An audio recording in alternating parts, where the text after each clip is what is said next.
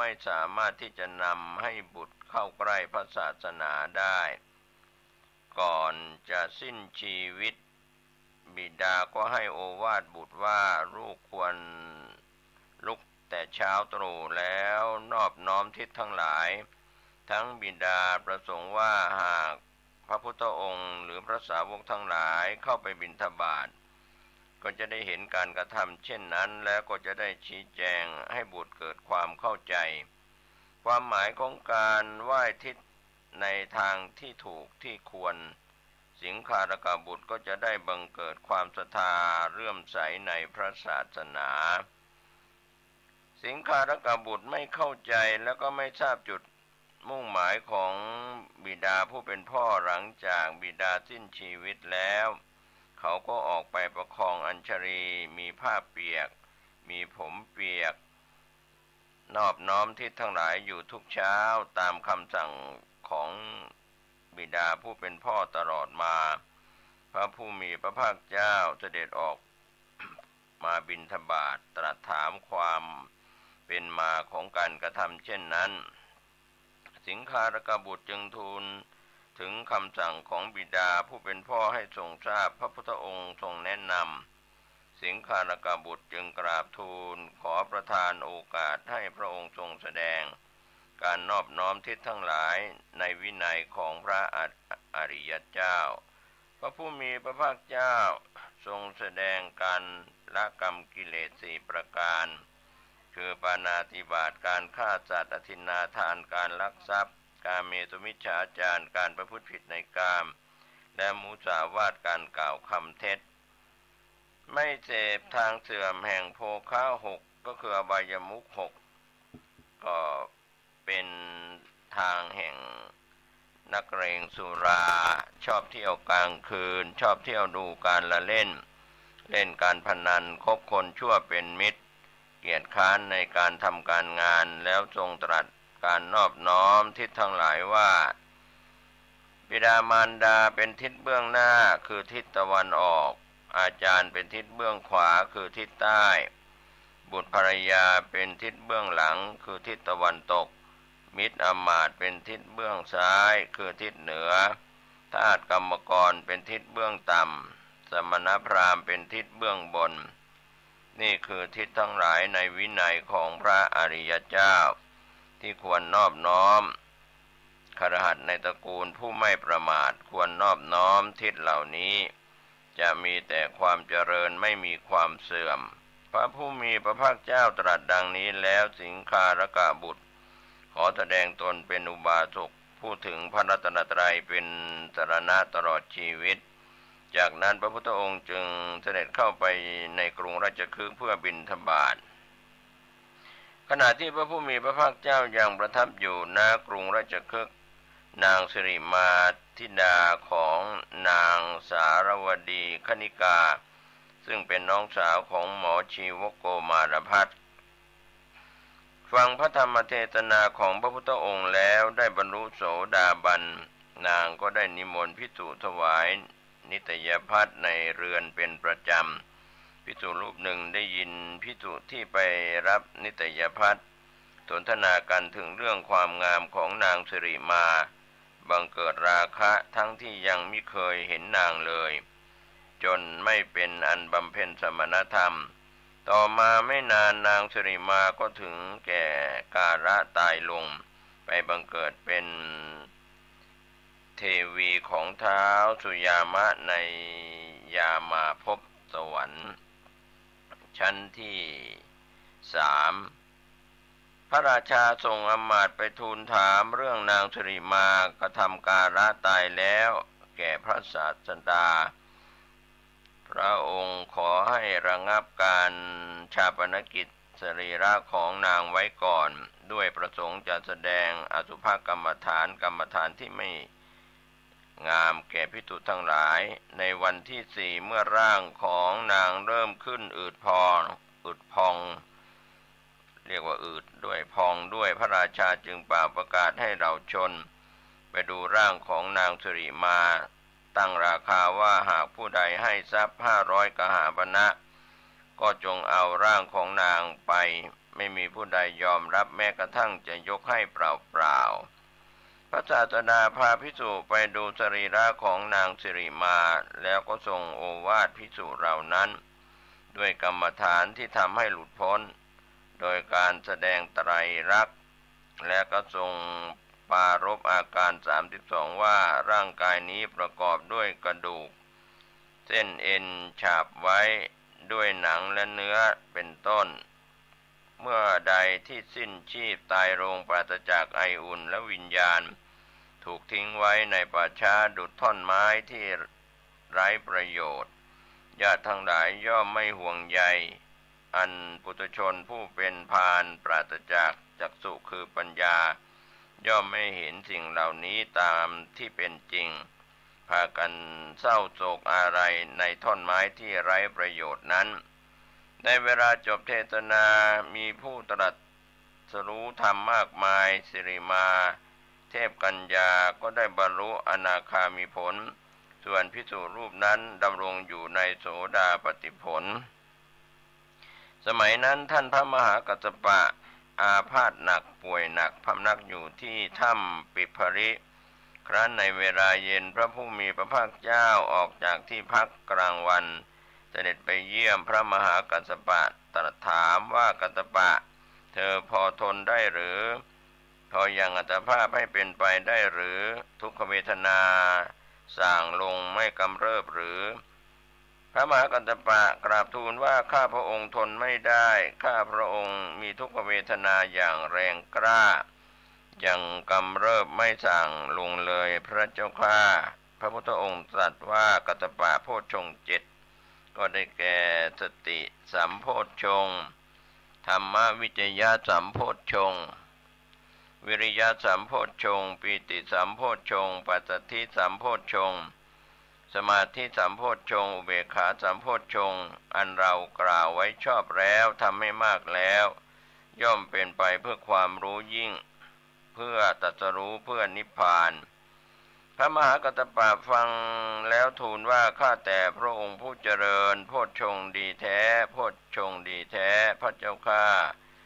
พระมหากัสสปะเพลิดเพลินภาสิทธิ์ของพระพุทธองค์ได้หายจากอาพาธนั้นแล้วด้วยการเจริญโพชฌงค์7เมื่อพระมหากัสสปะหายจากอาพาธแล้วก็ได้เข้าไปบิณฑบาตในกรุงราชคฤห์ท้าวสักกะพระอินทร์จึงมีพระดำรัสแก่นางอัปสร500ว่าพวกเธอจงไปถวายอาหารบิณฑบาตแก่พระมหากัสสปะเถระเพราะหากพระเถระรับบิณฑบาตมือของนางอัปสรแม้เพียงคนเดียวสิ่งนั้นจะเป็นประโยชน์เกื้อกูลแก่พวกนางตลอดกาลนานเหล่านางอัปสรจึงเตรียมบิณฑบาต500ที่ใส่ภาชนะทองไปยืนรออยู่ระหว่างทางที่พระเถระจะผ่านมาเมื่อพระเถระมาถึงจึงนิมนต์ว่าท่านเจ้าข้าขอท่านจงรับบิณฑบาตนี้เพื่อสงเคราะห์พวกดิฉันด้วยเถิดพระมหากัสสปะห้ามว่าพวกเธอได้ทำบุญไว้แล้วมีโภคะมากแล้วจงหลีกไปเถิดเราจะสงเคราะห์แก่คนเข็นใจแล้วเข้าไปบิณฑบาตยังถิ่นของคนเข็นใจอันเป็นหมู่บ้านของช่างหูกในระแวกนั้นพระศาสดาประทับนั่งณเวรุวันทรงรำพึงว่ากัสสปะบุตรของเราหายจากอาพาธแล้วทำอะไรหนอทรงเห็นด้วยทิพจักษุว่าพระมหากัสสปะห้ามบิณฑบาตทิพย์อันมีสูปพยัญชนะที่นางอัปสร500นำมาถวายแล้วทำการสงเคราะห์แก่คนเข็นใจพระพุทธองค์ทรงสรรเสริญปฏิปทาในความเป็นผู้ปรารถนาน้อยของพระมหากัสสปะครับก็เป็นเรื่องราวที่เกิดขึ้นในพรรษาที่16ส่วนพรรษาที่17นั้นพระพุทธองค์ประทับ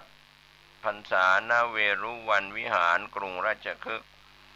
พระราชโอรสของพระเจ้าพิมพิสารพระนามว่าอภัยราชกุมารผู้เป็นศิษย์ของนิครนนาถบุตรเข้าไปเฝ้าพระผู้มีพระภาคเจ้ากราบทูลนิมนต์ให้เสวยภัตตาหารในนิเวศของตน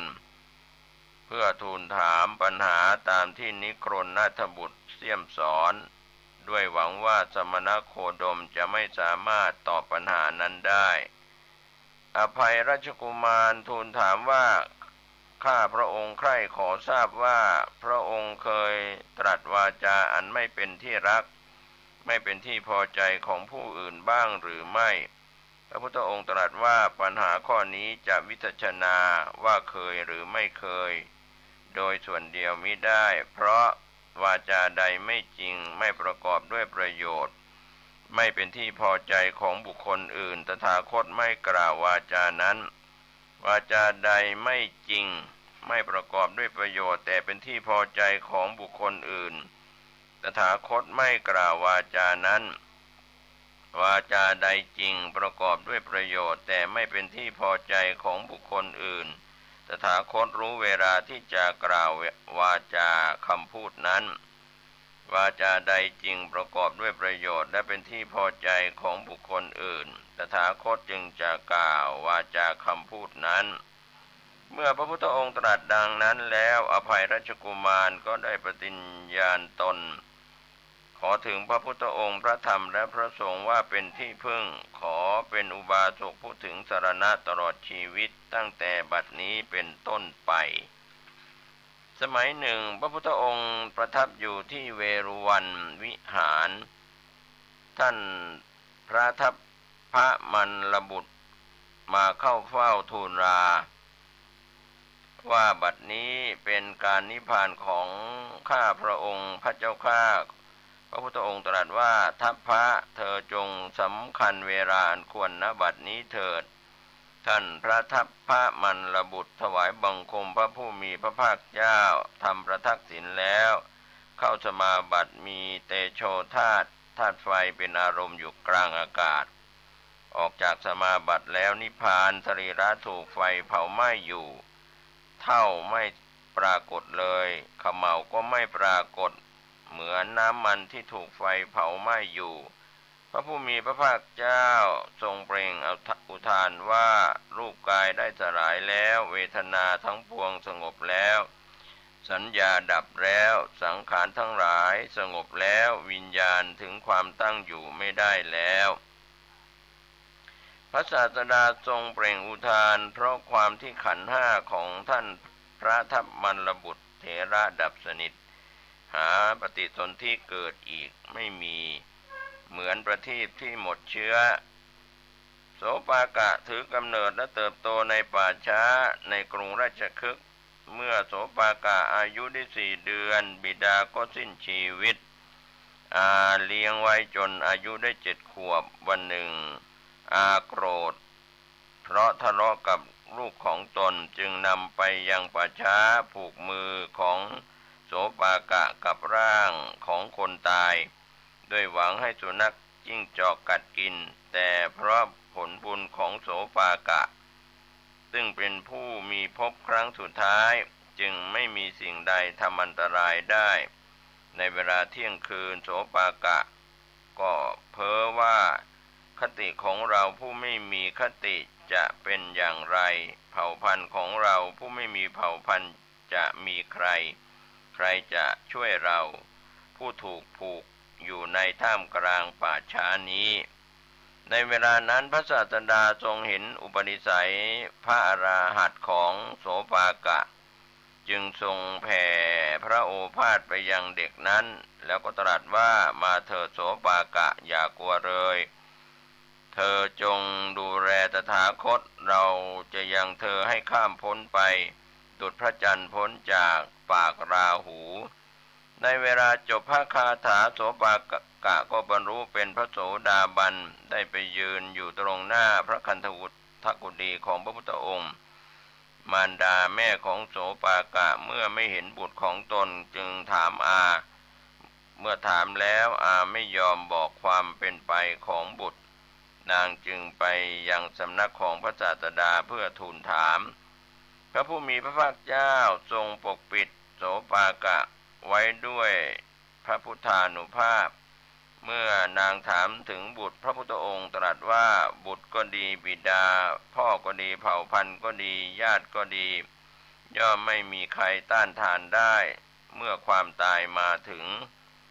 นางฟังธรรมนั้นแล้วได้เป็นพระโสดาบันโสปากะก็ได้บรรลุพระอรหันต์พระพุทธองค์ทรงคลายพระพุทธานุภาพมารดาได้เห็นบุตรก็ดีใจทราบว่าบุตรนั้นเป็นพระขีณาสพจึงอนุญาตให้บวชแล้วนางก็จากไปโสปากะไปเฝ้าพระศาสดาซึ่งกำลังเสด็จจงกรมอยู่ในร่มเงาแห่งพระคันธกุฎีถวายบังคมแล้วจงกรมตามเสด็จ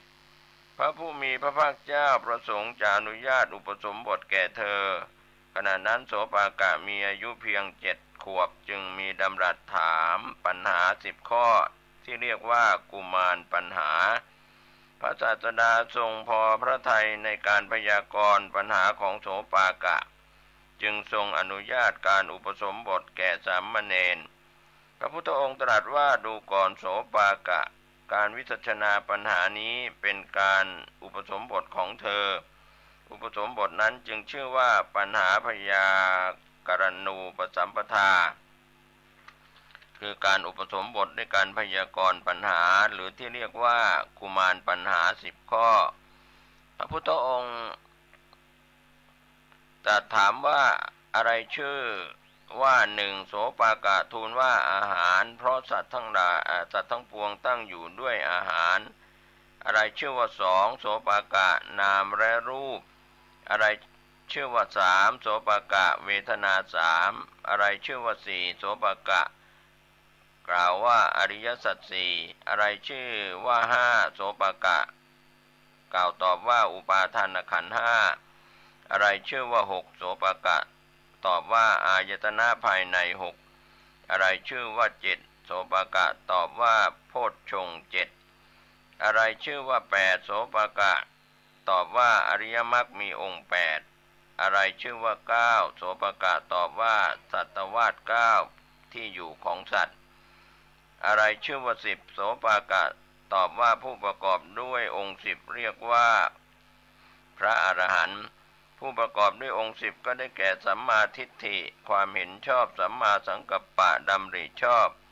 สัมมาวาจาพูดชอบสัมมากัมมันตะทำการงานชอบสัมมาอาชีวะเลี้ยงชีวิตชอบสัมมาวายามะ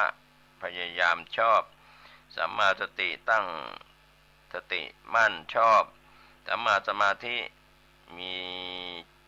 จิตตั้งมั่นชอบสัมมาญาณะรู้ชอบสัมมาวิมุตติหลุดพ้นชอบที่เป็นพระอาเสขะหมดจากอาสวะกิเลสจบการศึกษาสมัยนั้นนางพรามณีชื่อธนัญชานีเป็นผู้เลื่อมใสยิ่งในพระพุทธเจ้าวันหนึ่งพราหมณ์ภารทวาชโคตผู้สามีเชิญเหล่าพราหมณ์ทั้งหลายมาบริโภคอาหารขณะที่นางพรามณีนำพัดเข้าไปเลี้ยงพราหมณ์เหล่านั้นนางเดินสะดุดเท้าของตนเองจึงเปล่งอุทาน3 ครั้งว่าขอนอบน้อมแด่พระผู้มีพระภาคอรหันตสัมมาสัมพุทธเจ้าพระองค์นั้นพราหมณ์ผู้สามีก็กล่าวว่าหญิงถอยนี้กล่าวสรรเสริญคุณของสมณะโลนอย่างนี้ไม่เลือกที่เราจะไปต่อว่าพระศาสดานั้นของเจ้านางพรามณีกล่าวว่าพราหมณ์ฉันยังไม่เห็นบุคคลผู้ใดที่จะพึงต่อว่าพระศาสดาพระองค์นั้นได้ทั้งในเทวโลกโลกของเทวดามารโลกโลกของมารพรหมโลกโลกของพรหมในหมู่สัตว์พร้อมด้วยสมณพราหมณ์เทวดาและมนุษย์ข้าแต่พราหมณ์ท่านจงไปเถิดเมื่อท่านไปพบพระศาสดาของเราแล้วท่านจะได้รู้เองพราหมณ์ผู้สามีฟังแล้วโกรธนางเป็นอย่างยิ่งจึงเข้าไปเฝ้าพระผู้มีพระภาคเจ้าอย่างที่ประทับในเวรุวันวิหารวัดเวรุวันป่าไผ่กราบทูลถามว่าบุคคลฆ่าอะไรได้จึงจะอยู่เป็นสุขฆ่าอะไรได้จึงจะไม่เศร้าโศกข้าแด่พระโคดมพระองค์ชอบใจในการฆ่าอะไรพระพุทธองค์ตรัสตอบว่าบุคคลฆ่าความโกรธจึงอยู่เป็นสุขฆ่าความโกรธได้จึงไม่เศร้าโศกดูก่อนพราหมณ์พระอริยเจ้าทั้งหลายย่อมสรรเสริญการฆ่าความโกรธ อันมีรากเป็นพิษมียอดหวานเพราะฆ่าความโกรธนั้นได้แล้วย่อมไม่เศร้าโศกเมื่อได้ฟังพระพุทธองค์ตรัสดังนี้แล้วพราหมณ์ภารัตวาชโคตก็ได้บรรลุโสดาปัตติผลกราบทูลขอบรรพชาอุปสมบทในสำนักของพระผู้มีพระภาคเจ้าครั้นอุปสมบทแล้วไม่นานหลีกไปอยู่ผู้เดียวไม่ประมาทมีความเพียรมีจิตตั้งมั่นคงอยู่ไม่นานเท่าไรนักพระภารัตวาชะก็ได้เป็นพระอรหันต์รูปหนึ่งในบรรดาพระอรหันต์ทั้งหลายพระศาสดาเมื่อประทับอยู่ที่เวรุวันมหาวิหารทรงปรารภเรื่องนางเปรตผู้เคยเป็นมารดาของท่านพระสารีบุตรในอดีตชาติที่ได้เสวยทุกข์อันเหมาะสมแก่วจีทุจริตด้วยคำพูดที่เป็นทุจริตของตนปัจจุบันมีความประสงค์จะมายังสำนักของท่านพระสารีบุตรเทวดาผู้สถิตอยู่ที่ประตูวิหารห้ามเข้านางอ้อนวอนเพื่อขอเยี่ยมพระเถระครั้นเข้าไปแล้วจึงได้ยืนอยู่ในที่สุดจงกรมของพระเถระแสดงตนให้พระเถระเห็นแล้วกล่าวว่าเมื่อก่อนดิฉันเป็นมารดาของท่านในชาติอื่นๆดิฉันเข้าถึงเปรตวิสัยเพียบพร้อมไปด้วยความหิวกระหายเมื่อถูกความหิวครอบงำย่อมกินน้ำลายน้ำมูกเสมหะแล้วก็มันเหลวของซากศพที่เขาเผาแล้วที่เชิงตะกอนกินโลหิตเลือดของพวกผู้หญิงที่คลอดบุตรแล้วก็เลือดของพวกบุรุษที่ถูกตัดมือเท้าแล้วก็ศีรษะกินเนื้อเอ็นกินหนองและเลือดของปศุสัตว์และมนุษย์ทั้งหลายไม่มีที่อยู่อาศัยนอนบนเตียงของคนตายที่เขาทิ้งไว้ในป่าช้าลูกเอ๋ยขอลูกจงให้ทานแล้วอุทิศส่วนบุญให้แก่แม่บ้างฉะไหนหนอแม่จึงจะพ้นจากการกินเลือดกินหนองท่านพระสารีบุตรได้ยินดังนั้นเกิดธรรมสังเวชในวันต่อมาจึงชวนท่านพระโมคคัลลานะเถระและภิกษุอีก2 รูปเข้าไปบิณฑบาตในกรุงราชคฤห์พระโมคคัลลานะเถระได้ทูลเรื่องนั้นแก่พระเจ้าพิมพิสารพระราชาทรงมีพระบัญชาให้สร้างกุฏิ4 หลังไม่ไกลจากกรุงราชคฤห์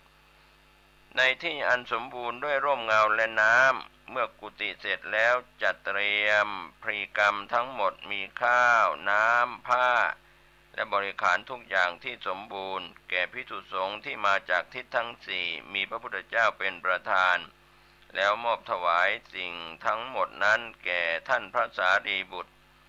ลำดับนั้นท่านพระสารีบุตรได้ถวายสิ่งทั้งหมดนั้นแด่ภิกษุสงฆ์ผู้มาจากทิศทั้ง4มีพระพุทธเจ้าเป็นประธานเพื่ออุทิศให้แก่นางเปรตนางเปรตได้อนุโมทนาส่วนบุญนั้นแล้วไปบังเกิดในเทวโลกเป็นผู้พรั่งพร้อมด้วยสิ่งอันพึงปรารถนาทุกประการก็วันต่อมานางก็ได้เข้าไปหาท่านโมคคัลลานะมีร่างกายอันบริสุทธิ์สะอาดนุ่งห่มผ้าอันมีค่ายิ่งกว่าผ้าแคว้นกาสีประดับด้วยอาภรณ์อันวิจิตรแสดงให้เห็นถึงความพ้นจากความเป็นเปรตของนางแล้ว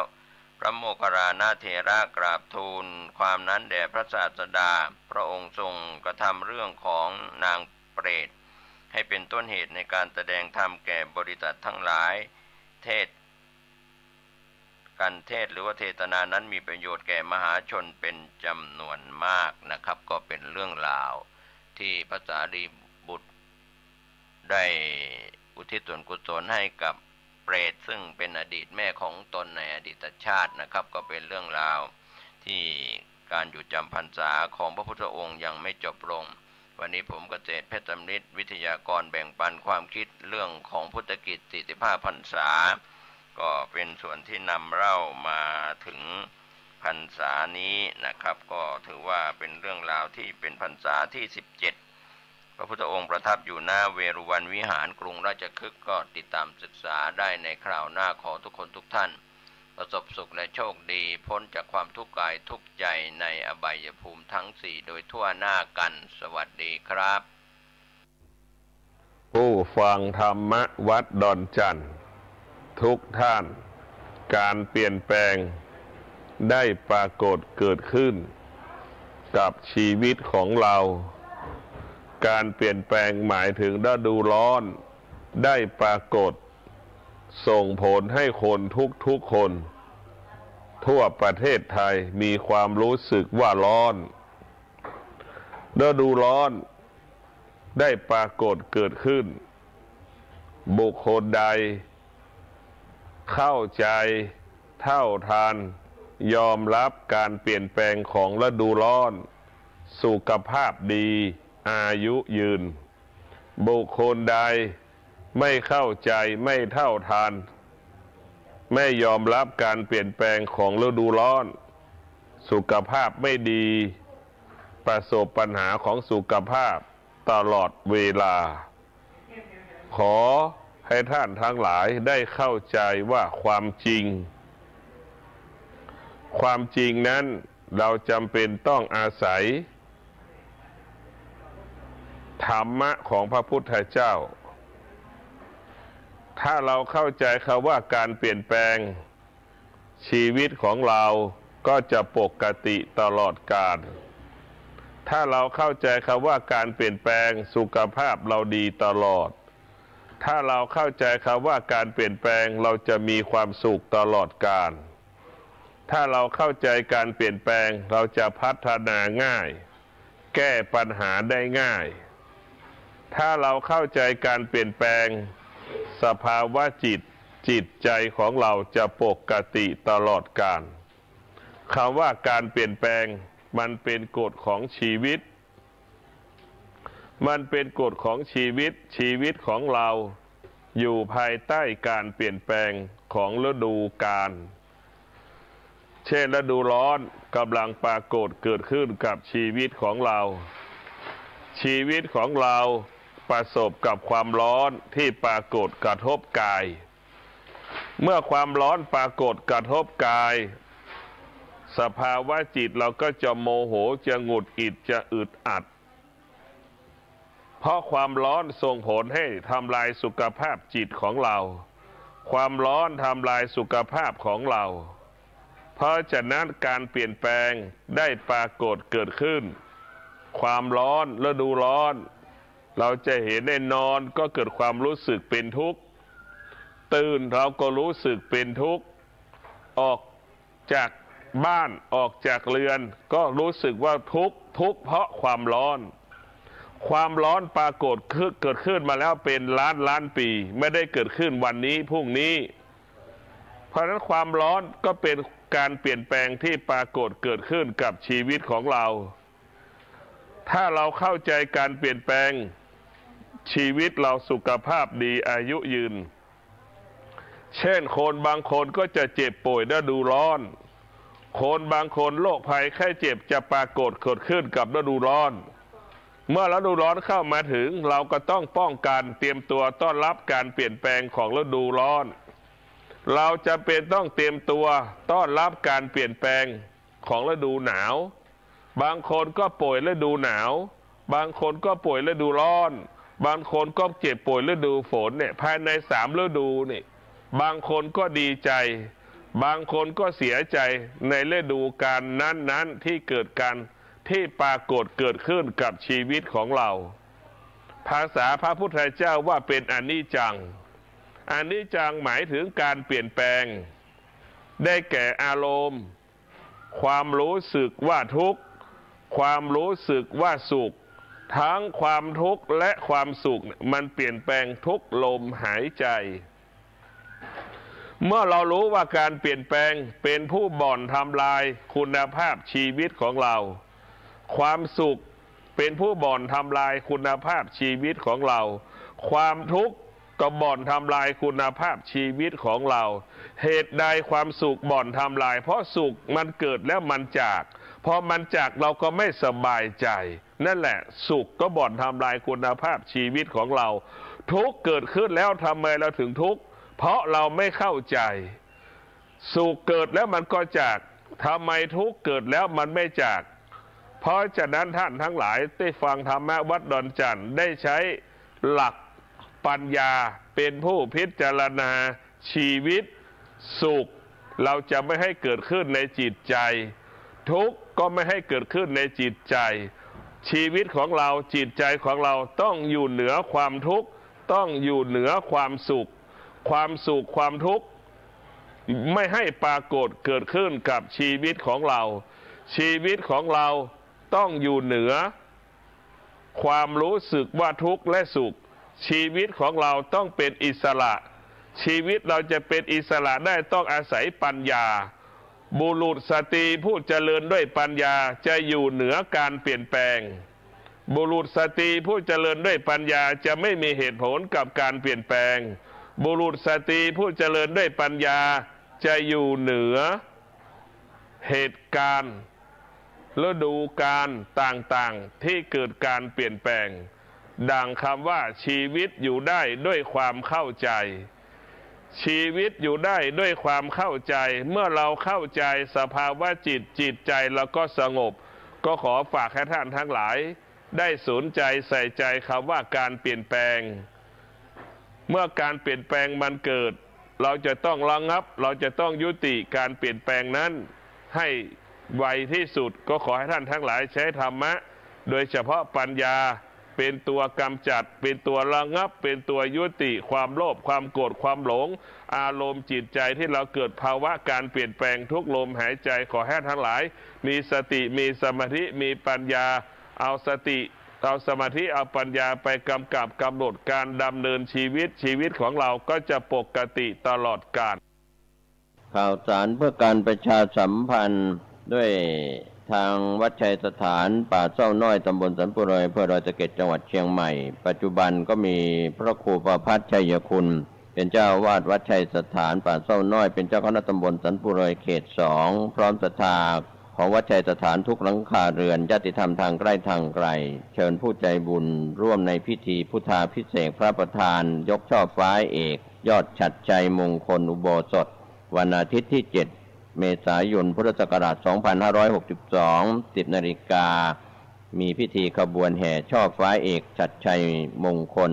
13 นาฬิกา 49 นาทีพิธียกช่อฟ้าเอกยอดฉัตรชัยมงคลโดยพระเดชพระคุณพระพรหมมงคลฝ่ายปัตนาหลวงปู่ทองสิริมังคโรวัดพระธาตุศรีจอมทองวรวิหารอำเภอจอมทองจังหวัดเชียงใหม่เป็นประธานสงฆ์ในพิธีนี้ก็เชิญศรัทธานักศีลนักบุญทั้งหลายร่วมงานบุญงานกุศลนี้โดยพร้อมเพรียงกันท่านสามารถสอบถามรายละเอียดเพื่อร่วมทำบุญได้ที่พระครูประภัสชัยคุณเจ้าวาดวัดชัยสถานป่าเศร้าน้อย0876572276ได้ทุกวันเชิญร่วมอายุวัฒนมงคล7 รอบ 84 ปี 64 พรรษาพระเทพโกศลสังวาลพรหมวันโนปท 6 MA รับเครื่องไทยธรรมถวายพระมหาเถระตะลุมมุกจำนวน139 ใบละ 3,000 บาทผ้าไตรจีวรจำนวน139 ไตรละ 900 บาทพัดรองตลปัดจำนวน100 ด้ามละ 700 บาทเหรียญครูบาศิริชัยจำนวน10,000 เหรียญละ 20 บาทเหรียญ84 ปีพระเทพโกศลจำนวน10,000 เหรียญละ 20 บาทติดต่อได้ที่สำนักงานวัดศรีโสดาพระรามหลวงโทร 053-218-996 เป็นเจ้าภาพโรงทานภัตตาหารน้ำปานะในวันที่ 10-12 เมษายน 2562 เฟซบุ๊กวัดศรีโสดาพระรามหลวง ID ไลน์ 0940127234 โอนเงินร่วมบุญได้ที่วัดศรีโสดาเงินบริจาคทั่วไปธนาคารกรุงไทยเลขที่บัญชี549-102-1180ขอ ชนร่วมทำบุญงานประเพณีส่งน้ำพระธาตุพิธีทอดผ้าป่าสมทบทุนสร้างหอระฆังกิจกรรมประกวดเข้าห้ำกำบะเก่าวันพฤหัสบดีที่28 มีนาคมพุทธศักราช 2562 ณ วัดร้องอ้อตำบลสันติเชื่ออำเภอเมืองเชียงใหม่จังหวัดเชียงใหม่จะมีกำหนดการตั้งแต่ช่วงเช้า 9 นาฬิกาเป็นต้นไป 28 มีนาคม 3 นาฬิกามีพิธีถวายผ้าป่าสมทบทุนสร้างหอระฆัง 13 นาฬิกา 30 นาทีกิจกรรมประกวดเข้าห้ำกำบะเก่าผู้เข้าประกวดเตรียมคำบะเก่ามา3 บทนะครับเชิญร่วมทำบุญทอดผ้าป่าได้ที่วัดร้องอ้อและพ่อหลวงสว่างธาตุอินจันทร์สอบถามเพิ่มเติมร่วมบุญได้ที่ 0817065056 ได้ทุกวันในส่วนการถ่ายทอดสดในสถานีวิทยุเพื่อการศึกษาพระพุทธศาสนาและวัฒนธรรม FM 104.50 เมกะเฮิรตซ์วัดสายหินตำบลสุเทพอำเภอเมืองเชียงใหม่จังหวัดเชียงใหม่พร้อมทีมงานก็จะได้ถ่ายทอดเสียงและภาพในช่วงเช้า 9 นาฬิกาเป็นต้นไปจนกว่าจะแล้วเสร็จนะครับของวันที่ 28 มีนาคม 2562เชิญท่านร่วมบุญงานประเพณีส่งน้ำพระธาตุทอดผ้าป่าสมทบทุนสร้างหอระฆังของวัดร้องอ้อตำบลสันติเชื่ออำเภอเมืองเชียงใหม่จังหวัดเชียงใหม่ได้บุญได้กุศลโดยทั่วหน้ากัน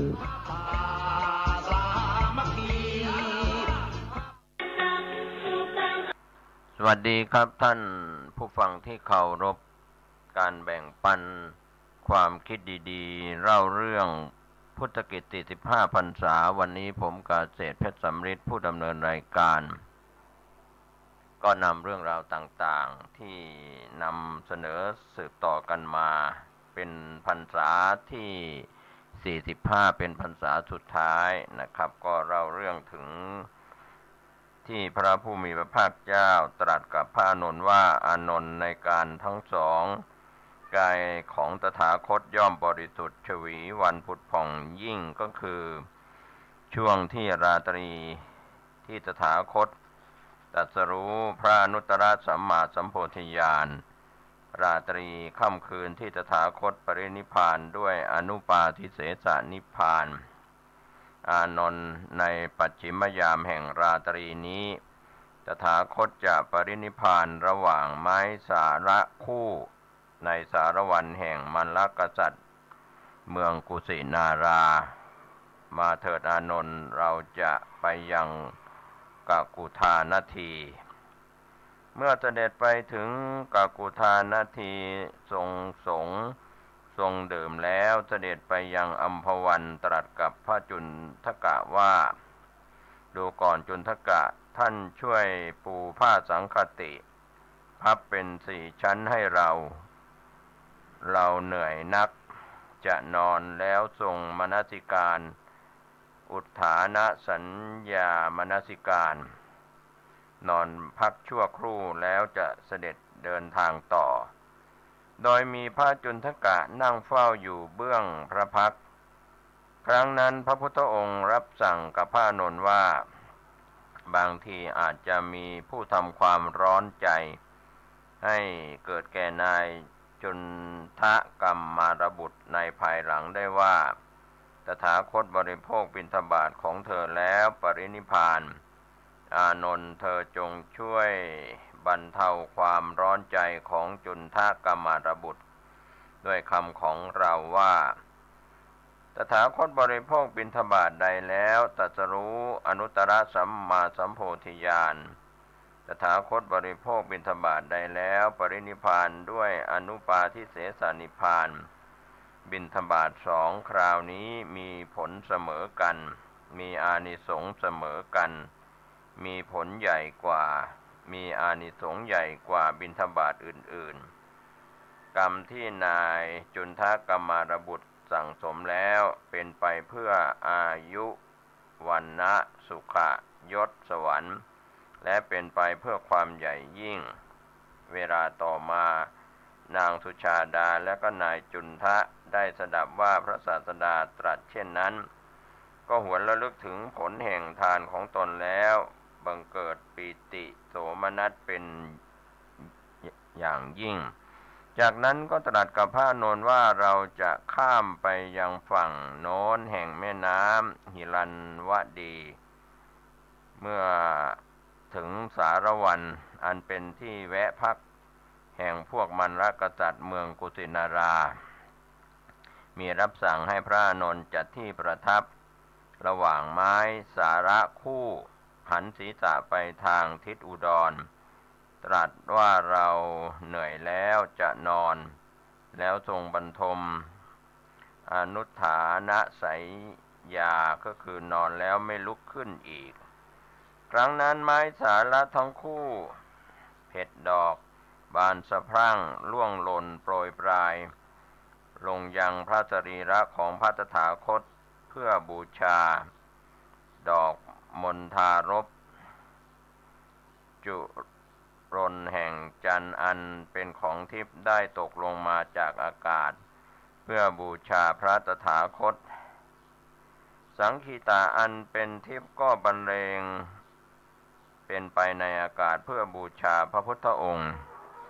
พระผู้มีพระภาคเจ้าตรัสกับพระอานนท์ว่าดูก่อนอานนท์ตถาคตจะได้ชื่อว่าบริษัทบูชานอบน้อม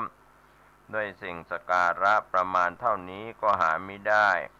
เพราะสิ่งเหล่านี้คืออามิสบูชาการบูชาด้วยวัตถุอานนท์ส่วนผู้ใดไม่ว่าจะเป็นภิกษุภิกษุณีอุบาสกอุบาสิกาที่เป็นผู้ปฏิบัติธรรมสมควรแก่ธรรมประพฤติตามธรรมอยู่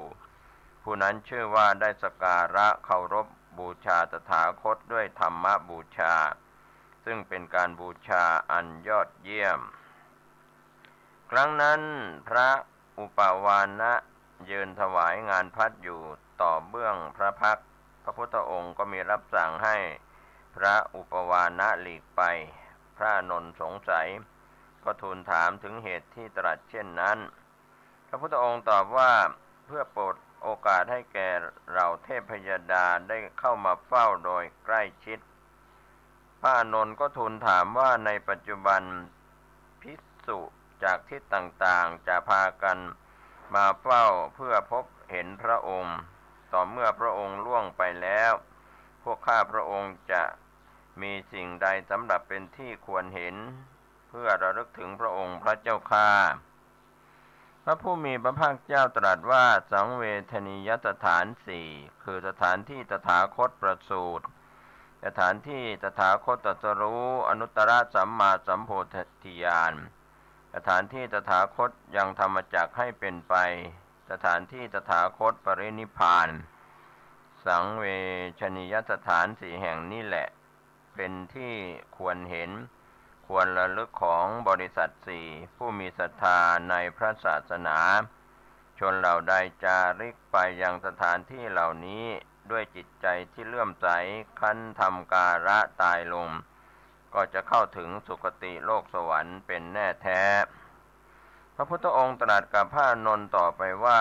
มีบุคคลที่ควรแก่การสร้างสถูปไว้บูชาสี่จำพวกชื่อว่าถูปาระหะบุคคลสี่พระตถาคตอรหันตสัมมาสัมพุทธเจ้าพระปัจเจกพุทธเจ้าพระสาวกของพระตถาคตพระเจ้าจักรพรรดิพระอานนท์ก็ทูลถามอีกว่าข้าพระองค์จะปฏิบัติต่อพระสรีระของพระองค์อย่างไร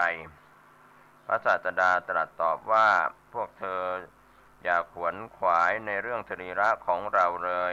จงสืบต่อในประโยชน์ตนเป็นผู้ไม่ประมาทมีตนส่งไปแล้วอยู่เถิดบรรดากษัตริย์พราหมณ์คฤหบดีผู้เลื่อมใสในตถาคตมีอยู่ชนเหล่านั้นจะกระทำการบูชาสรีระของตถาคตเองเนื่องจากพระอานนท์ยังเป็นเสขบุคคลจึงมิ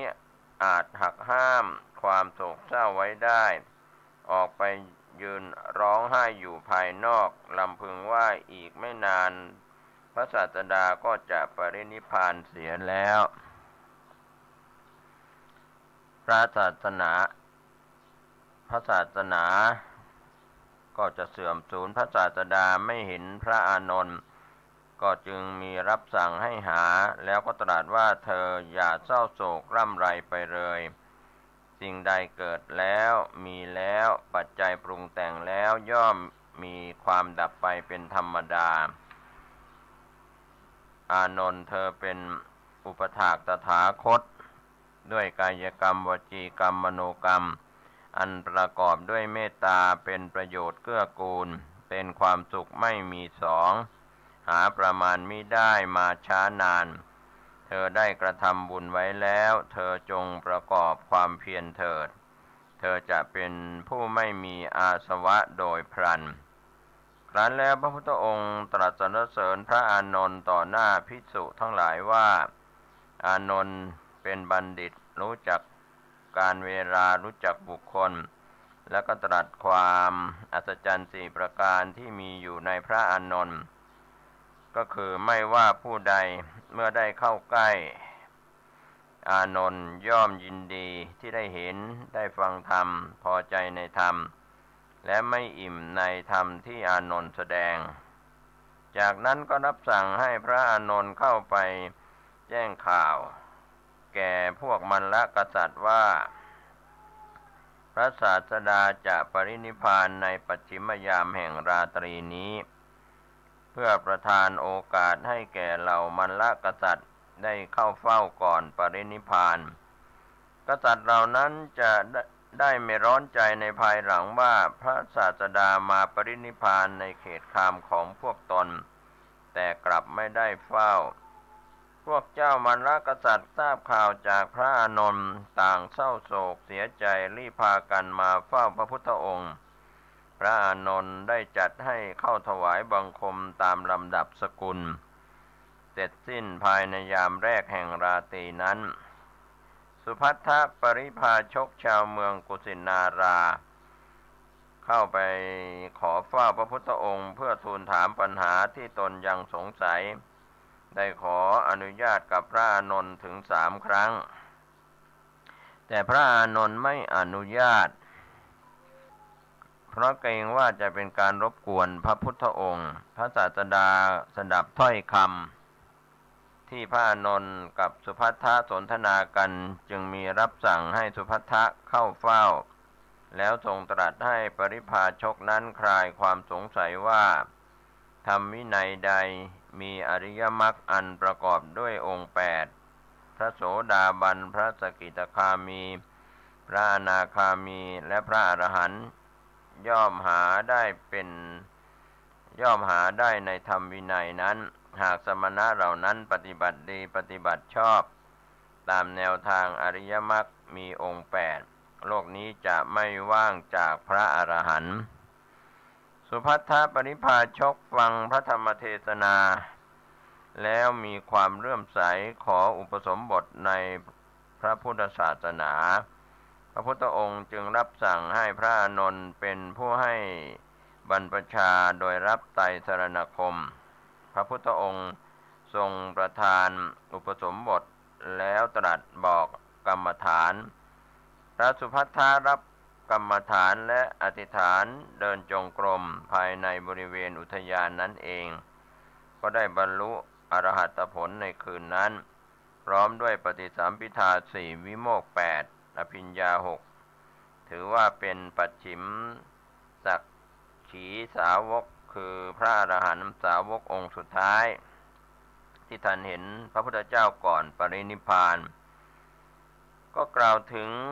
ในอดีตชาติพระสุภัททะนั้นเป็นน้องชายของพระอัญญาโกณฑัญญะจากนั้นพระศาสดาก็ตรัสแก่พระอานนท์และภิกษุสงฆ์ทั้งหลายว่าหลังจากเราปรินิพพานแล้วให้ปฏิบัติดังนี้ให้คณะสงฆ์ถือพระธรรมวินัยที่ทรงแสดงและทรงบัญญัติไว้แล้วนั้นเป็นศาสดาแทนต่อไปภิกษุที่มีพรรษาแก่กว่าให้เรียกภิกษุผู้อ่อนพรรษากว่าด้วยชื่อตระกูลหรือคำว่าอาวุโสภิกษุที่มีพรรษาอ่อนกว่าให้เรียกภิกษุผู้แก่กว่าในพรรษาด้วยคำว่าพันเตหรืออายัสสมาสิกขาบทเล็กน้อยที่ไม่สำคัญอนุญาตให้คณะสงฆ์ถอดถอนได้ ให้คณะสงฆ์ลงพรหมทานแก่ฉันนะภิกษุด้วยการไม่ให้คณะสงฆ์ว่ากล่าวตักเตือนสั่งสอนและคบหาสมาคมด้วยจากนั้นประทานโอกาสให้เราภิกษุทั้งหลายถามความข้องใจในข้อปฏิบัติที่ยังสงสัยอยู่แต่ปรากฏว่าไม่มีผู้ใดสงสัยแม้พระองค์จะตรัสถึง3 ครั้งพระอานนท์ก็ทูลว่าน่าอัศจรรย์ไม่มีภิกษุแม้แต่รูปเดียวที่จะสงสัยในข้อปฏิบัติพระพุทธองค์จึงตรัสว่าเพราะภิกษุที่ประชุมกันอยู่500 รูปนี้อย่างน้อยก็เป็นพระโสดาบันมีอันไม่ตกต่ำเป็นธรรมดามีทางที่จะได้ตรัสรู้ต่อไปในภายภาคหน้าพระพุทธองค์ตรัสปัจฉิมพุทธพจน์ว่าภิกษุทั้งหลายเราขอเตือนเธอเป็นครั้งสุดท้ายว่าสังขารทั้งหลายมีความเสื่อมไปเป็นธรรมดาเธอทั้งหลายจงยังความไม่ประมาทให้ถึงพร้อมเถิดจากนั้นพระพุทธเจ้าทรงเข้าปฐมฌานออกจากปฐมฌานแล้วทรงเข้าทุติยฌานออกจากทุติยฌานแล้วทรงเข้าตติยฌานออกจากตติยฌานแล้วทรงเข้าจตุตฌานออกจากจตุตฌานแล้วทรงเข้าอากาสานัญจายตนะออกจากอากาสานัญจายตนะสมาบัติแล้วก็ทรงเข้าวิญญาณัญจายตนะ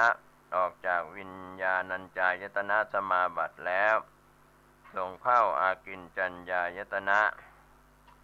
ออกจากอากิญจัญญายตนะสมาบัติแล้วทรงเข้าเนวสัญญานาสัญญายตนะ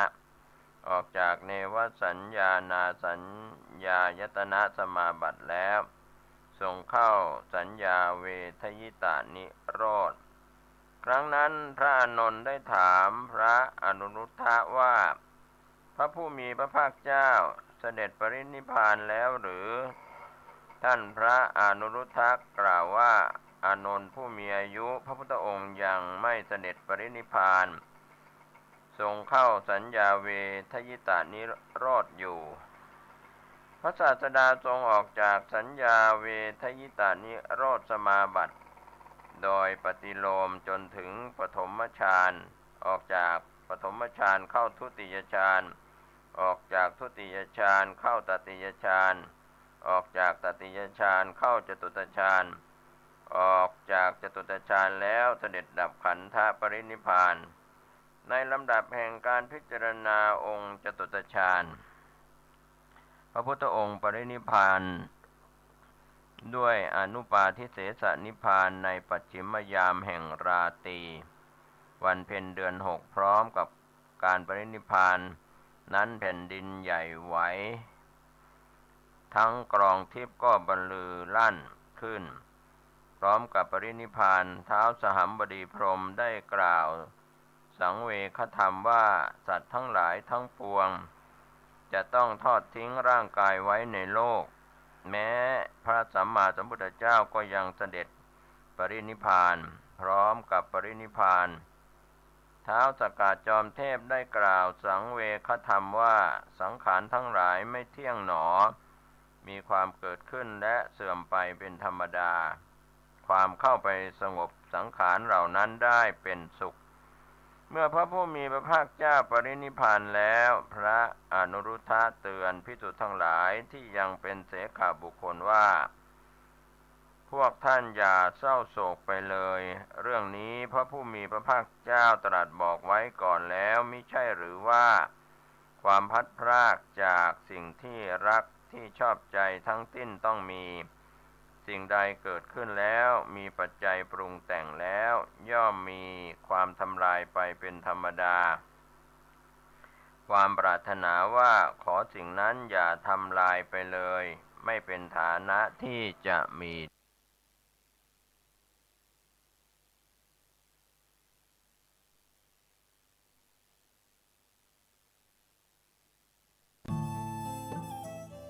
ท่านกำลังติดตามรับฟังสถานีวิทยุกระจายเสียงพระพุทธศาสนาแห่งชาติ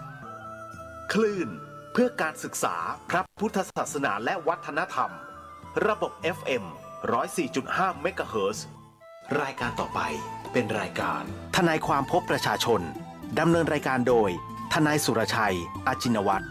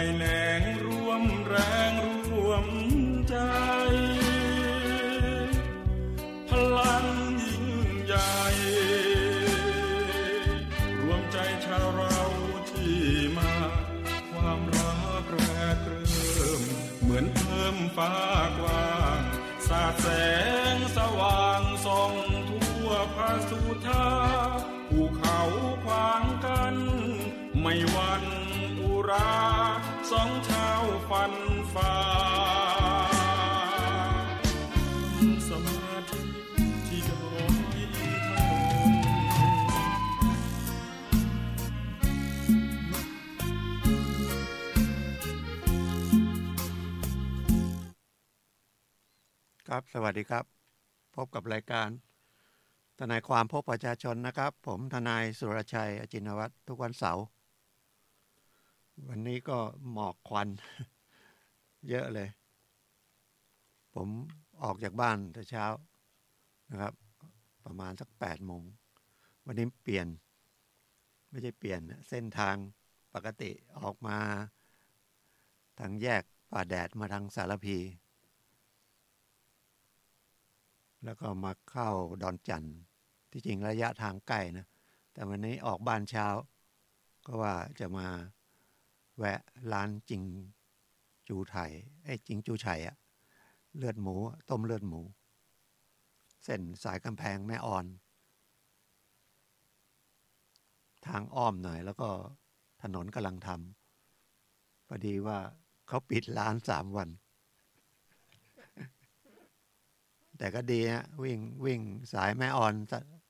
สันกำแพงก็คือเส้น4 เลนใหม่นะครับมาขึ้นแยกดอนจันทร์ก็หมอกควันนะครับมองไม่เห็นดอยสุเทพตลอดเส้นทางแล้วก็ข้ามสะพานดอนจันทร์มันก็เข้าถนนมหิดลก็ยังไม่เห็นนะครับมาแวะทานร้านข้าวแกงมหิดลร้านเก่าร้านแก่แล้วแต่ละขึ้นราคาแล้วนะครับก่อน15 บาท20 บาทเดี๋ยวนี้ก็25 30 35กว่าจะเห็นดอยสุเทพลางๆก็คือผ่านกาดต้นพยอมเข้ามา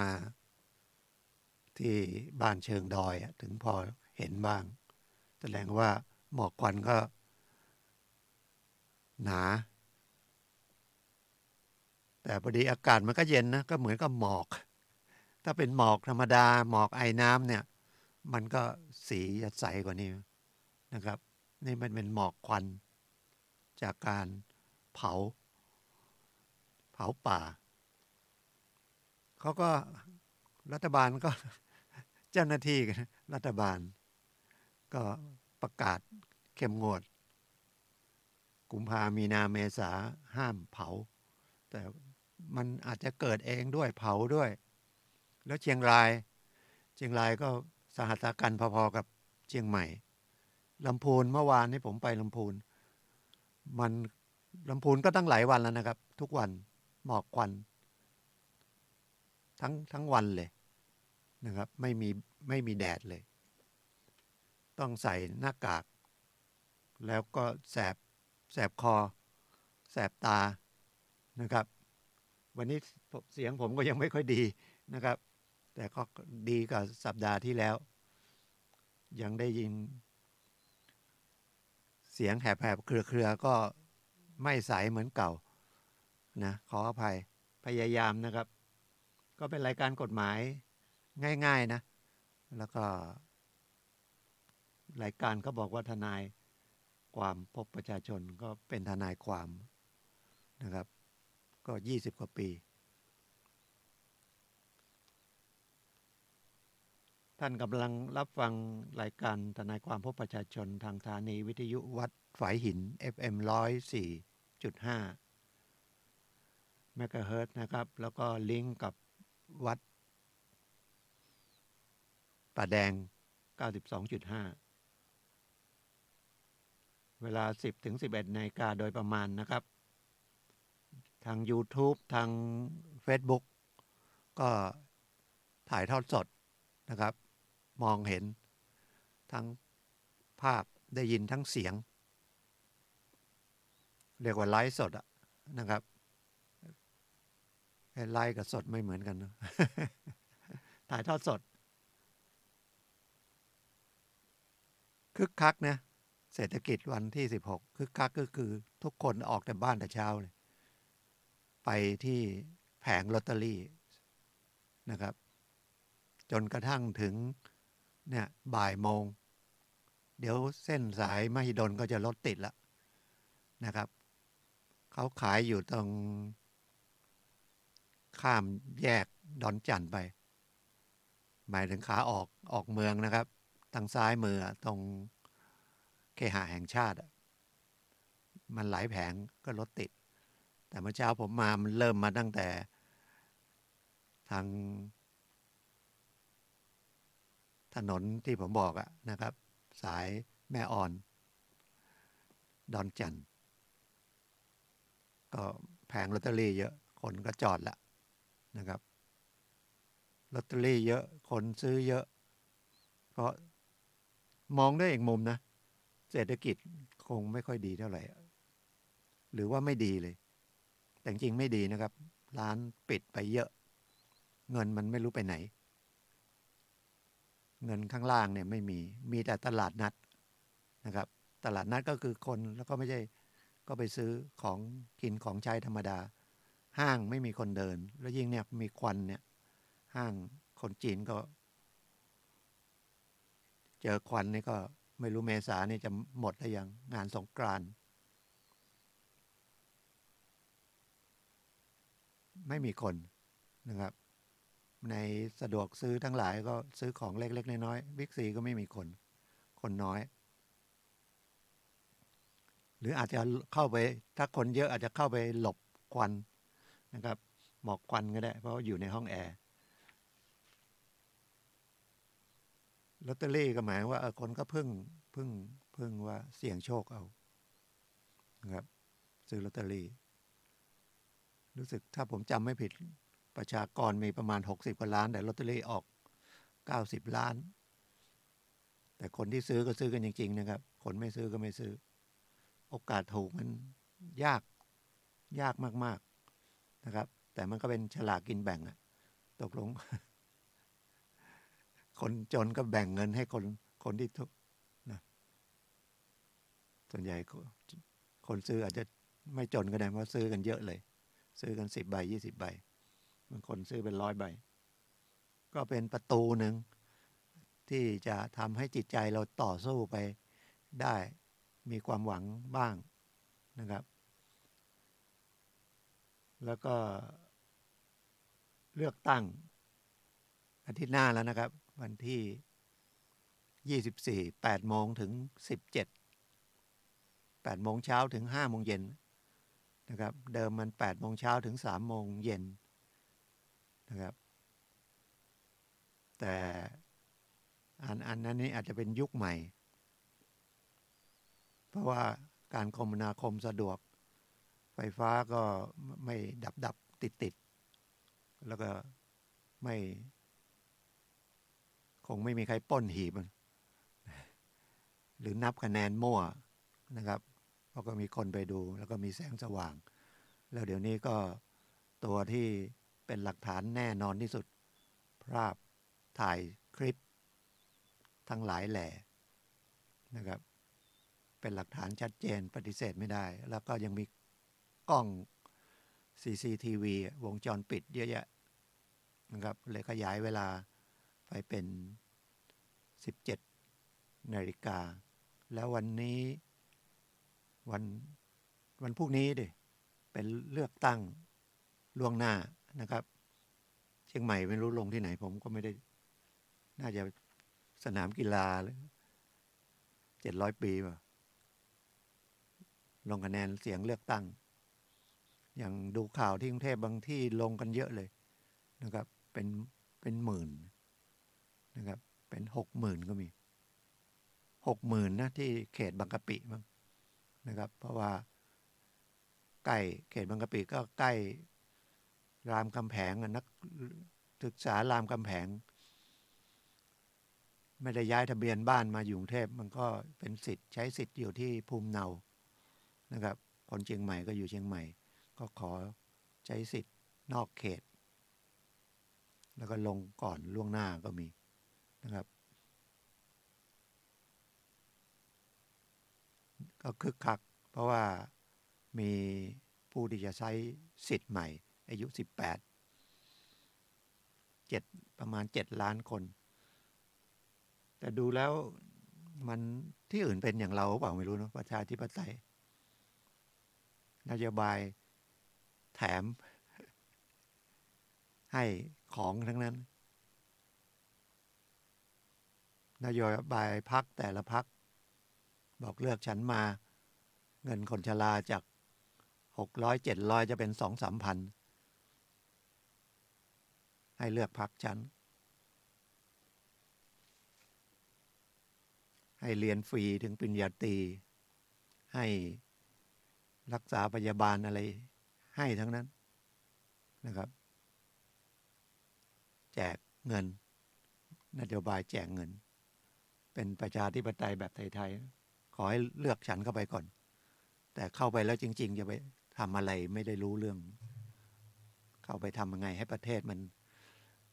เจริญขึ้นโดยทุกคนมีรายได้พอเลี้ยงตัวเองนะครับมีอาชีพเรียนจบมีอาชีพไม่ใช่เรียนฟรีตอนนี้มันก็เรียนเหมือนก็เรียนฟรีนะก็มีเงินกสศเงินกู้ยืมการศึกษาให้ยืมไปแล้วก็ไม่ได้ประกอบอาชีพหรือไงไม่ได้ส่งคืนเป็นหนี้อยู่เยอะนะหลายหมื่นล้านถูกฟ้องร้องถูกกันเยอะแยะนะครับมันนี่ก็เป็นนโยบายยุคไหนก็ไม่รู้นะครับเหมือนก็เอาขนมมาเป็นหัวหน้าห้องอยากเป็นหัวหน้าห้องก็เลือกฉันดิถ้าเลือกฉันจะมีขนมให้กินทุกวันไม่ได้คิดว่าเลือกหัวหน้าห้องไปทำอะไรแล้วผู้มาลงเป็นหัวหน้าห้องจะไปทำอะไรรับผิดชอบอะไรทำยังไงให้นักเรียนได้เรียนดีขึ้นมีโรงเรียนมีอุปกรณ์การเรียนมีครูดีๆมีหลักสูตรดีๆนะครับทำให้นักเรียนมีระเบียบวินัยมีความคิดดีๆนะครับ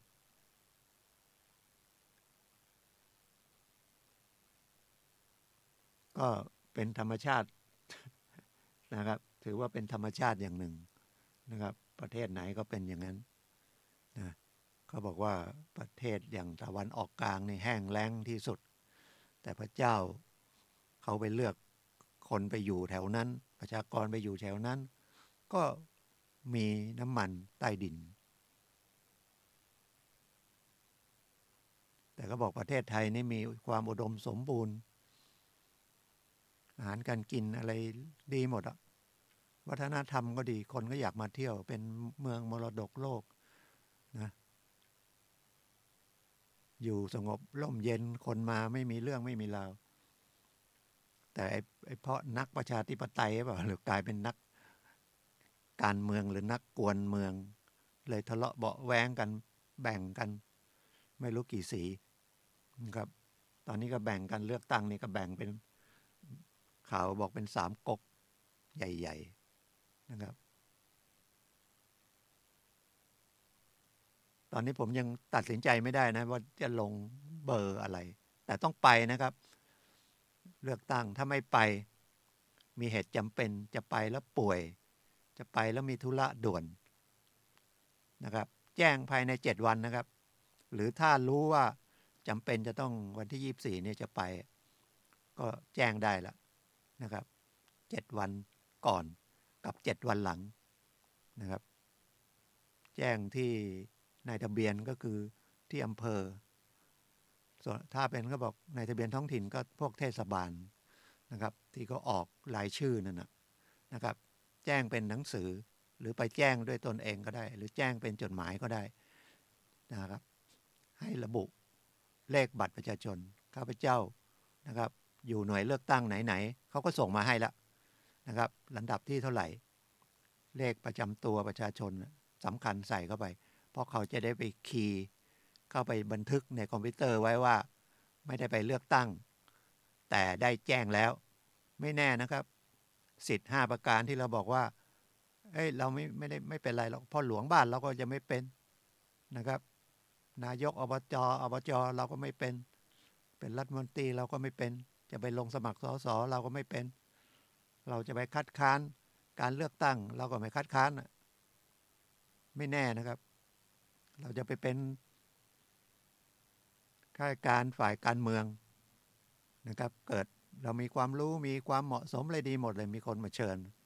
นะครับเป็นที่ปรึกษารัฐมนตรีสมมุติเช็คประวัติไปไม่ได้ไปเลือกตั้งหรือเกิดสมัยหน้าเกิดนึกอยากจะไปลงสวสสลงกำนันผู้ใหญ่บ้านอบจเทศบาลไม่ได้เลือกตั้งเสียสิทธิ์นะครับฉะนั้นต้องไปทำหน้าที่ไปลงเลือกตั้งนะครับถ้ามีเหตุจะเป็นไม่ได้เป็นก็แจ้งนะครับส่งจดหมายลงทะเบียนไปมันจะได้มีหลักฐานว่าเราได้ส่งไปแล้วถ่ายสำเนาไว้ชุดหนึ่งก็ส่งไปแล้วก็เก็บใบ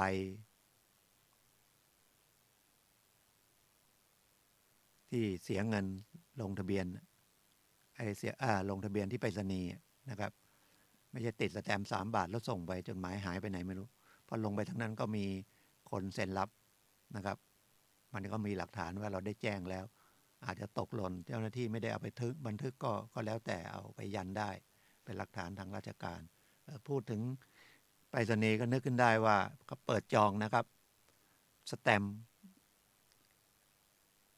บรมราชาภิเษกรัชกาลที่10นะครับดวงละ10 บาทแผ่นหนึ่งมีน่าจะ10 ดวงนะครับจองออนไลน์ก็ได้เข้าไปดูในเว็บไปรษณีย์ไทยนะครับหรือไปที่ทำการไปรษณีย์ดวง10 บาทแผ่นหนึ่งก็100นะครับมีไม่มากนะครับเก็บไว้เป็นที่ระลึกเพราะว่าพิธีบรมราชาภิเษกเนี่ยมันไม่ใช่มีง่ายๆอย่างรัชกาลที่9เนี่ยก็มีเมื่อปี2493นะครับผมยังเกิดทันอยู่นะครับ93ก็3 ขวบนะครับคงไม่รู้เรื่องรู้ราวนะครับมาย้อนดูเดี๋ยวนี้มันมีบันทึกไว้หมดนะครับก็แล้วตอนนั้นเรา3 ขวบ2 ขวบกว่านะครับก็เป็นรัชกาลที่9มีราชพิธีบรมราชาภิเษกแล้วก็รัชกาลที่10ก็วันที่4ที่จะถึงเดือนหน้านี้นะครับ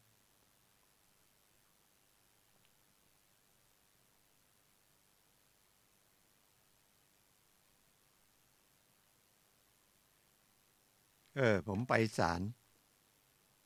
เมื่อ 2-3 วันคดียาเสพติดนะครับซึ่งก็เคยเล่าละอายุ18มียา18-19 เม็ดศาลก็เห็นใจนะเห็นว่าอายุน้อยพยายามจะรอลงอาญาพูดง่ายๆไม่อยากเอาไปลงโทษฟ้องเพื่อขาย พื่อจำหน่ายไม่ใช่เพื่อขายเพื่อจำหน่ายยามี18เม็ดเสพด้วยเสพถ้าเสพอย่างเดียวเนี่ยรอลงอาญาแน่นอนละโทษมันน้อยเสพยานะแต่ยาต้องมีไม่เกิน15เม็ดนะถ้ามีเกิน15เม็ดกฎหมายบอกว่ามีไว้คือสันนิษฐานมีไว้เพื่อจำหน่ายนี่พูดย้ำอีกทีจำหน่ายไม่ใช่ขายเอาสตังค์นะไม่ใช่แคบเหมือนกับแพ่งหรือว่าพาณิชย์จำหน่ายหมายว่าได้ตังค์ซื้อขายกันอย่างนั้นไม่ใช่แต่คดีอาญาแล้วก็เป็นมาตรการปราบปรามยาเสพติดเนี่ยใช้คำว่าจำหน่ายแบ่งกันเนี่ยครับคือทำให้ออกจากตัวไปเอาไปทำอะไรก็ได้แล้วไปให้คนอื่นให้ฟรีๆเนี่ยแบ่งกันกินเนี่ยนะครับก็ถือว่าการจำหน่ายโทษอย่างน้อย4ปีขึ้นไปนะครับแล้วแต่จำนวนยาน้ำหนักยาไอตัวแอมเฟตามีนด้วยจำนวนยาหน่วยการใช้ก็คือเม็ดนะครับ15เม็ดขึ้นไป20เม็ด100เม็ด1,000เม็ดล้านเม็ดอะไรก็โทษไปนะครับต่ำสุด4ปีถึงประหารชีวิตเกินจากประหารชีวิตไม่มีแล้วฉะนั้นเขาเลยขนกันเยอะเลยเพราะว่าสมมติว่าขน1,000นึงก็ตายขนมันล้านขนมันแสนเลยนะครับค้ากันใหญ่ๆไปเลยเด็กคนนี้ศาลก็พยายามเขียนอะไรให้ละเอียดแต่ท่านไม่ใช่ว่าลงการพิจารณาในศาลเนี่ยต้องข้อเท็จจริงให้มันมากที่สุดไม่นั้นมันจะเกิดตัดสินไปแล้วมันไปด้วยความบริสุทธิ์ใจก็จริงนะครับมันอาจจะผิดพลาดจะโดนร้องเรียนแล้วมันศาลหรือเจ้าหน้าที่ก็เสียอนาคตถูกร้องเรียนโทษอย่างนี้ทำไมรอลงอาญาอย่างเงี้ยเหมือนกับไปรับเงินรับทองท่านก็เลยมีหน่วยงานตัวนี้ผมเพิ่งรู้นะครับว่าเขามีข้อมูลลึกจริงๆสืบเสาะสถานพินิจเนี่ยนะครับคุมประพฤติเนี่ยไม่ใช่สถานพินิจคุมประพฤติสำนักงานคุมประพฤติเขามีเจ้าหน้าที่สืบเสาะก็คือหาข้อมูลของผู้ต้องหานะครับหรือจำเลยของจำเลยนี่แหละไม่ใช่ผู้ต้องหาละของจำเลยเพราะว่าขึ้นศาลละถูกฟ้องละถ้ายังชั้นลงพักอยู่โดนจับโดนแจ้งข้อหายังไม่ได้ส่งฟ้องเป็นผู้ต้องหาถูกแจ้งข้อหาไว้ก่อนพอยื่นฟ้องอัยการเอาส่งฟ้องศาลรับประทับรับฟ้องเป็นจำเลยนะครับสืบเสาะก็มีสิทธิ์ตามหน้าที่ไปสืบเสาะแทนที่จะเป็นผลดีเด็กผู้หญิงอายุ18โอ้โหได้ข้อมูลมาผมศาลยังสะอื้นเลยเสียใจที่มองเด็กคนนี้ว่าพ่อแม่ก็รักเนาะพ่อแม่ก็ประกันตัวพ่อแม่ก็มาศาลทุกครั้งท่านนึกว่าพ่อแม่ยังดูแลได้แต่เด็กคล้ายๆเด็กไม่ได้มีปัญหาทางด้านจิตใจออกบ้านไปมีแฟนตั้งอายุ14มีลูกแล้วที่นับ14เพราะว่าตอนที่วัน2วันที่ผมไปขึ้นศาลเนี่ยอายุ18เกิน18มาหน่อยตอนทำผิดก็เกิน18มาหน่อยเขาสืบเสาะมาโหฟังแล้วโอกาสรอลงอาญาเนี่ยยากเพราะประวัติไม่ดียังไปเสพยาเสพติดอีกวันที่มาศาลผมก็บอกว่าก่อนมาศาลเนี่ยแวะโรงพยาบาลเนาะแวะตรวจครั้งก่อนเขาไปตรวจนะก็ไม่มียาเอาหนังสือมายื่นศาลแต่ก่อนมาศาลไม่กี่วันนะระหว่างสืบเสาะจากที่วันศาลมานัดพิจารณาคดีแล้วก็รออีกสัก15วันอะไรเงี้ยเพื่อจะมาฟังคำพิพากษาระหว่างเนี้ยไปเสพยาอีก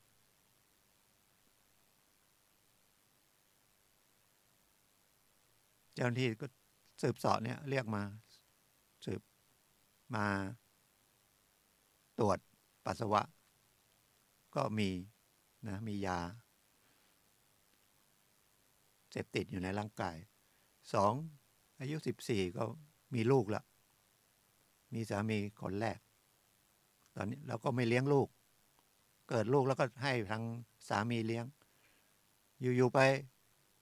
ก็ไปมีสามีใหม่อีกมีลูกอีกลูกก็ไม่เลี้ยงอีก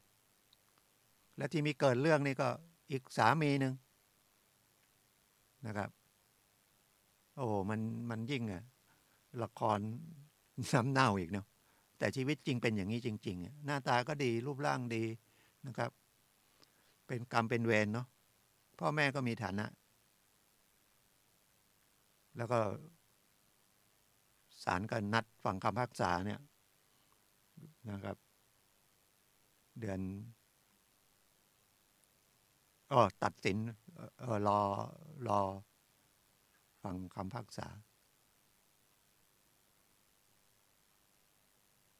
ก็เอาไปคุมตัวแล้วนะครับจำคุกปีครึ่ง19 เดือนนะครับ19 เดือนก็อยู่ระหว่างขออุทธรณ์เพราะว่าถ้าไม่อุทธรณ์ก็ขังเลยตอนแรกผมก็พูดกับพ่อกับแม่เนาะบอกแม่ทำใจ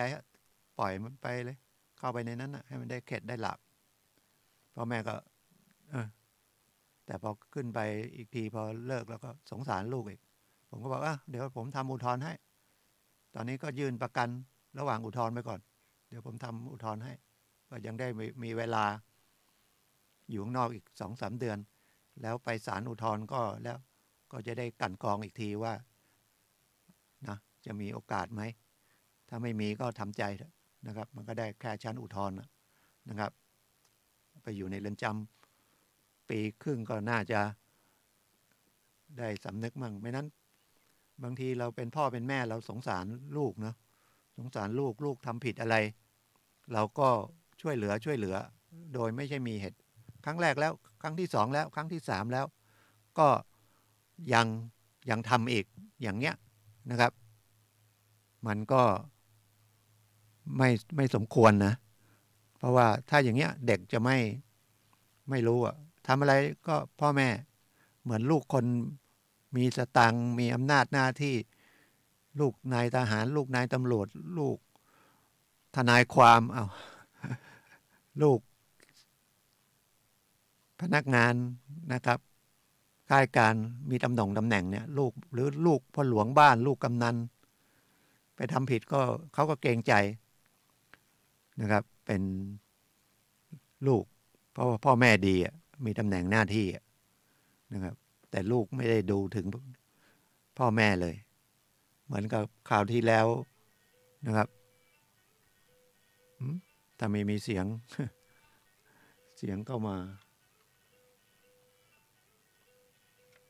เสียงอะไรมันเข้ามา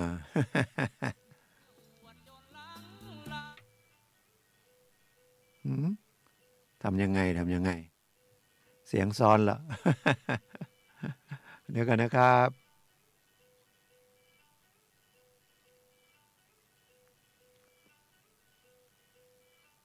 คอนโทรลไม่ได้ฝึกมา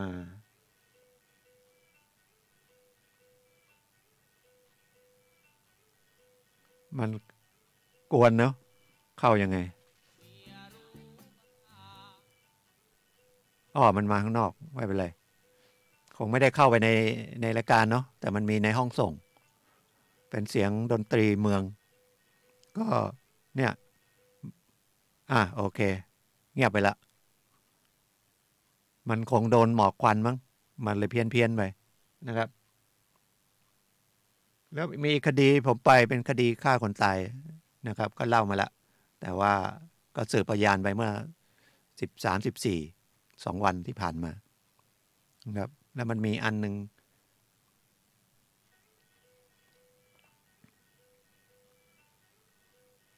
มันยังไง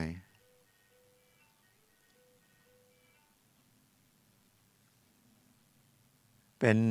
ทะเลาะเบาะแว้งที่จริงมันไม่ใช่ทะเลาะเบาะแว้งนะครับเพราะว่าแต่ก็ดีนะว่าคนตายที่จริงไม่มีหลักฐานอื่นเลยคนตายเป็นลูกเขยนะครับเมา เมาเอาโทรศัพท์เข้า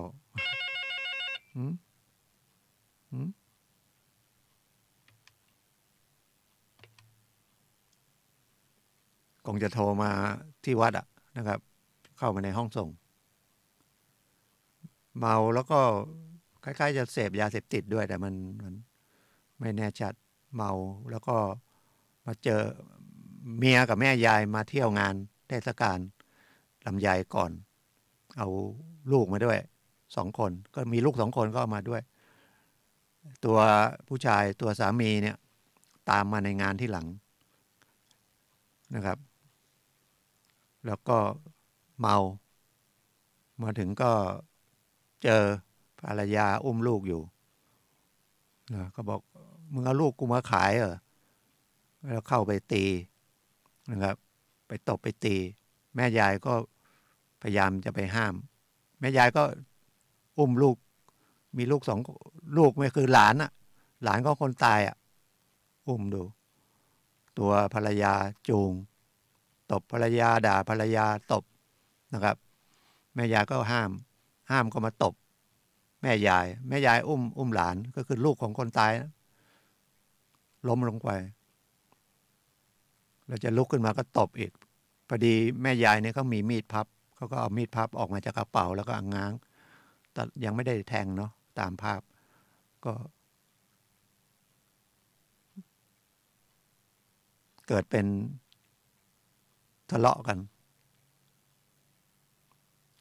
ด่ากันไปด่ากันมาแล้วก็นายจะเข้ามาทำร้ายอีกอันนี้ก็เอามีดออกมาก็เลยก็ว่าขู่อย่าเข้ามานะนั่นยังเข้ามาก็เลยแทงทีนี้มันจังหวะมันจะมีเรื่องนะเข้าหัวใจเลยเข้าราวนมซ้ายไอ้คนนั้นก็ถอยไปแล้วก็เดินไปทัก10 กว่าก้าว10 ก้าวก็ล้มเลือดออกเยอะแล้วก็เรียกรถพยาบาลก็ยังไม่มาอะไรเงี้ยรถตำรวจก็เอาขึ้นไปโรงพยาบาลไปถึงโรงพยาบาลสักพักก็เสียชีวิตนะครับเหตุการณ์มันเกิดที่เริ่มทะเลาะกันอะไรจนถึงแทงประมาณ2 นาทีมันมีคลิปซึ่งคนตายถ่ายนะครับถ่ายไว้ถ้าไม่มีตัวนี้โอ้ยุ่งนะไม่รู้จะทำยังไงจะแก้ยังไงเพราะว่าตำรวจก็แจ้งข้อหาเจตนาฆ่าคนตายเพราะว่าถือดูเอาจากบาดแผลนะครับคือแทงไปที่จุดสำคัญแต่ถ้าแทงไปที่ไม่สำคัญไปโดนแขนโดนขาแล้วอาจจะไปโดนเส้นเลือดใหญ่แล้วก็เสียเลือดมากอันนี้ก็ตายเพราะเสียเลือดมากถ้าแทงไม่ได้บริเวณที่สำคัญแต่ไปโดนไม่ได้แทงไปที่หน้าอกอะไรเงี้ยนะครับแทงไปแล้วแถวขาแถวแขนแต่นี่ไปโดนชายโครงซ้ายก็ทิ่มเส้นเลือดใหญ่ทางนั้นเสียชีวิตก็แจ้งข้อหาฆ่าคนตายโดยเจตนานี่โทษ15 ปีอย่างต่ำ15 ปีถึงประหารชีวิตขึ้นมาอัยการก็ฟ้องเจตนาฆ่าสื่อพยานไปสื่อพยานมานะครับแต่ว่าผมว่าเป็นผลดีเพราะว่าดูแล้วไม่ได้ตั้งใจไม่ได้ตั้งใจมันก็เป็นไม่ได้เจตนาฆ่าโทษมันก็ลดไปเยอะแต่ทีนี้เวลาคนอย่างเปรียบเทียบเหมือนขับรถไปชนคนตายเนี่ยนะครับเราผิดคดีอาญานะครับแต่คู่สมรสของคนตายหรือพ่อแม่ของคนตายหรือลูกของคนตายเขาถือว่าเป็นผู้เสียหายนะครับเอาว่าเป็นคู่สมรสก็แล้วกันนะครับหรือเป็นพ่อแม่เอาพ่อแม่นะก็ขอมาเป็นโจทย์ร่วมนะครับแล้วต้องเป็นผู้เสียหายนะครับก็คือเอาว่าเป็นพ่อแม่ของคนตายอันนี้แม่ของคนตายเข้ามาขอเป็นโจทย์ร่วมก็คือมาเป็นโจทย์แล้วเรียกค่าเสียหายในคดีนี้นะ2 ล้านโดยเอาง่ายๆนะเขาบอกว่าอายุลูกเขา30ที่เสียชีวิตไปแล้วถ้า ลูกทำงานถึงอายุ60ก็ทำงาน30 ปี30 ปีมันก็กี่เดือนน่ะ12 36 300 กว่าเดือนนะครับเดือนละเท่าไหร่คิดมาเป็นเงิน2 ล้านนะครับแล้วไปทำศพอีกนะครับหมดเงินไปอีกประมาณเกือบ200,000เขาก็เรียกให้ทางฝ่ายคนที่ทำให้ลูกเขาตายก็คือจำเลยต้องใช้เงินอีกแต่ต้องเป็นผู้เสียหายนะแต่ถ้าคดีนี้เกิดตัดสินมาว่าเขาไม่ได้กระทำความผิดนะเป็นฝ่ายผู้ชายเป็นเริ่มก่อนแล้วทางนี้ป้องกันตัวนะก็ไอ้ที่เขาเรียกร้องมาไม่ได้แต่ทีนี้จำเลยเนี่ยที่แทงแม่ยายเนี่ยยากจนนะครับแล้วก็ศาลจะดูนะศาลจะถามเอาไปช่วยงานศพไหมบรรเทาความเสียหายได้มั้งเพื่อจะหาเหตุบรรเทาโทษให้รับสารภาพไหมนะครับถ้ารับสารภาพก็ได้ครึ่งหนึ่งละตอนแรกขึ้นศาลก็บอกรับสารภาพไหมรับสารภาพไหมก็แทงคนตายนะแต่พอเห็นข้อเท็จจริงแล้วศาลก็ไม่ได้นั่นแหละศาลแล้วก็ทีนี้ก็อีกอันไปช่วยงานศพไหมสำนึกผิดไหมทำผิดอะไรเงี้ยมันจะเป็นเหตุในกฎหมายข้อเท็จจริงเป็นอย่างนี้นะครับศาลก็มีเหตุที่จะลงโทษน้อยนะครับให้ความร่วมมือดีนะครับบางทีไม่รู้จะมายังไงเห็นแล้วอยากลดโทษก็ให้ความร่วมมือจริงๆนะครับไม่ใช่ว่าต่อสู้หลับหูหลับตาต่อสู้อย่างเดียวในคดีเนี่ยนะครับรู้สำนึกไหมให้ความร่วมมือดีไหมก็คือถามอะไรก็ตอบกันตรงๆซื่อๆไม่ใช่มาเล่นนะครับละครตบตาศาลมาหลอกศาลอย่างเงี้ยฉะนั้นเกิดทำให้คนเสียชีวิตหรือทำให้โกรธคนเสียบาดเจ็บสาหัสอย่างเงี้ยก็ขอไม่ต้องฟ้องเองให้อัยการฟ้องไปตามปกติแล้วขอเข้าเป็นโจทย์ร่วมนะหรือคดีอื่นที่มันเกี่ยวเนื่องกับเรื่องเงินเรื่องทองก็ได้เรื่องช่อโกงอย่างเงี้ยเขาเข้าไปเป็นโจทย์ร่วมได้นะครับอันนี้ก็คุยกันนะครับมันเป็นมุมหนึ่งของเรื่องของกฎหมายเรื่องที่ทนายความผู้ดำเนินรายการนะครับมีความรู้แล้วก็มีประสบการณ์แล้วกันแล้วก็ไปเห็นมาก็เอามาถ่ายทอดให้ผู้ฟังไว้นะครับเพื่อ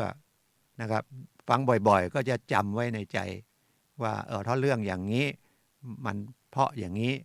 นะครับหรือดูในทีวีก็จะได้พอเข้าใจเพิ่มขึ้นมีความรู้เพิ่มขึ้นเพราะความรู้เนี่ยมันก็จะทำให้ความเครียดนะครับมันลดลงความเครียดก็คือความกังวลนะครับถ้าไม่รู้ว่าโอ้เนี่ยอย่างเงี้ยฆ่าคนตายโดนโทษประหารชีวิตแน่นอนละนะครับมันไม่ใช่นะมันต้องดูพฤติกรรมแล้วฟ้องมาคดีหนักๆอย่างเงี้ยถ้าเราไม่ได้ทำเนาะนะครับคือขาดเจตนาอย่างเดียวเลยถ้าพิสูจน์ได้ยกฟ้องในเรื่องข้อหาเจตนาฆ่าแต่ไปมันไม่ใช่ไม่มีเจตนาฆ่านะทุกอย่างเป็นเจตนาหมดแต่เจตนาอันแรกเลยคำว่าเจตนาฆ่าเนี่ยนะครับตั้งใจฆ่าอันนี้ถ้าเป็นอาวุธปืนเนี่ยโอ้ยากเลยนะครับแก้ยากเพราะว่าถือมันจะร้ายแรงแล้วมีดมันพอดีมันไม่ใช่มีดมันก็เป็นมีดพกมันไม่ใช่ยาวเท่าไหร่นะแต่ถ้าเป็นมีดดาบสมมุตินะยกขึ้นฟันเนี่ยเป็นขวานอย่างเงี้ยนะครับฟันที่สำคัญฟันคอขาดเลยเนี่ยมันเจตนามันแต่อันนี้มันมีดเล็กๆมีดพับก่อนแทงก็นะครับใกล้ๆยกมาขู่ก่อนแล้วก็ถึงจะแทงเข้าไปมันบังเอิญไปเข้านะแต่มันก็ไปเป็นว่าทำร้ายร่างกายจนถึงแก่เสียชีวิตโทษมันก็3 ปีถึง15 ปีนะครับมันก็โอกาสนะครับโอกาสที่อย่างน้อยก็โทษน้อยอาจจะติดคุกไม่กี่ปีนะครับ แล้วถ้าโทษน้อยๆแล้วอยู่ในที่จะขอรอลงอาญาก็คือได้นะครับโทษจำคุกไม่ถึง5 ปีอย่างเงี้ยนะครับแล้วก็ขอลงอาญารอลงอาญาก็คือโทษมีแต่ยังไม่ต้องไปติดคุกนะเหมือนคนขับรถชนคนตายอย่างเงี้ยนะครับอันนั้นประมาททำให้คนตายไม่มีเจตนาอยู่แล้วถ้าเจตนาทำให้คนตายก็ฆ่าคนตายนะครับแต่ถ้าทะเลาะเบาะแว้งกันนะครับมันก็ยังมีเรื่องป้องกันตัวเกินกว่าเหตุไหมเราถูกทำร้ายหรือเราทำไปเพราะโกรธก็คือบันดาลโทสะอันนี้ก็เหมือนกับโกรธเหมือนกันศาลก็พยายามเห็นว่าเขาทำเราก่อนเขาตีเราก่อนแล้วเราก็ตีไปถ้าบันดาลโทสะเนี่ยศาลก็จะลงโทษน้อยกว่าขั้นต่ำได้นะครับก็เป็นเรื่องที่นำมาเล่านะครับ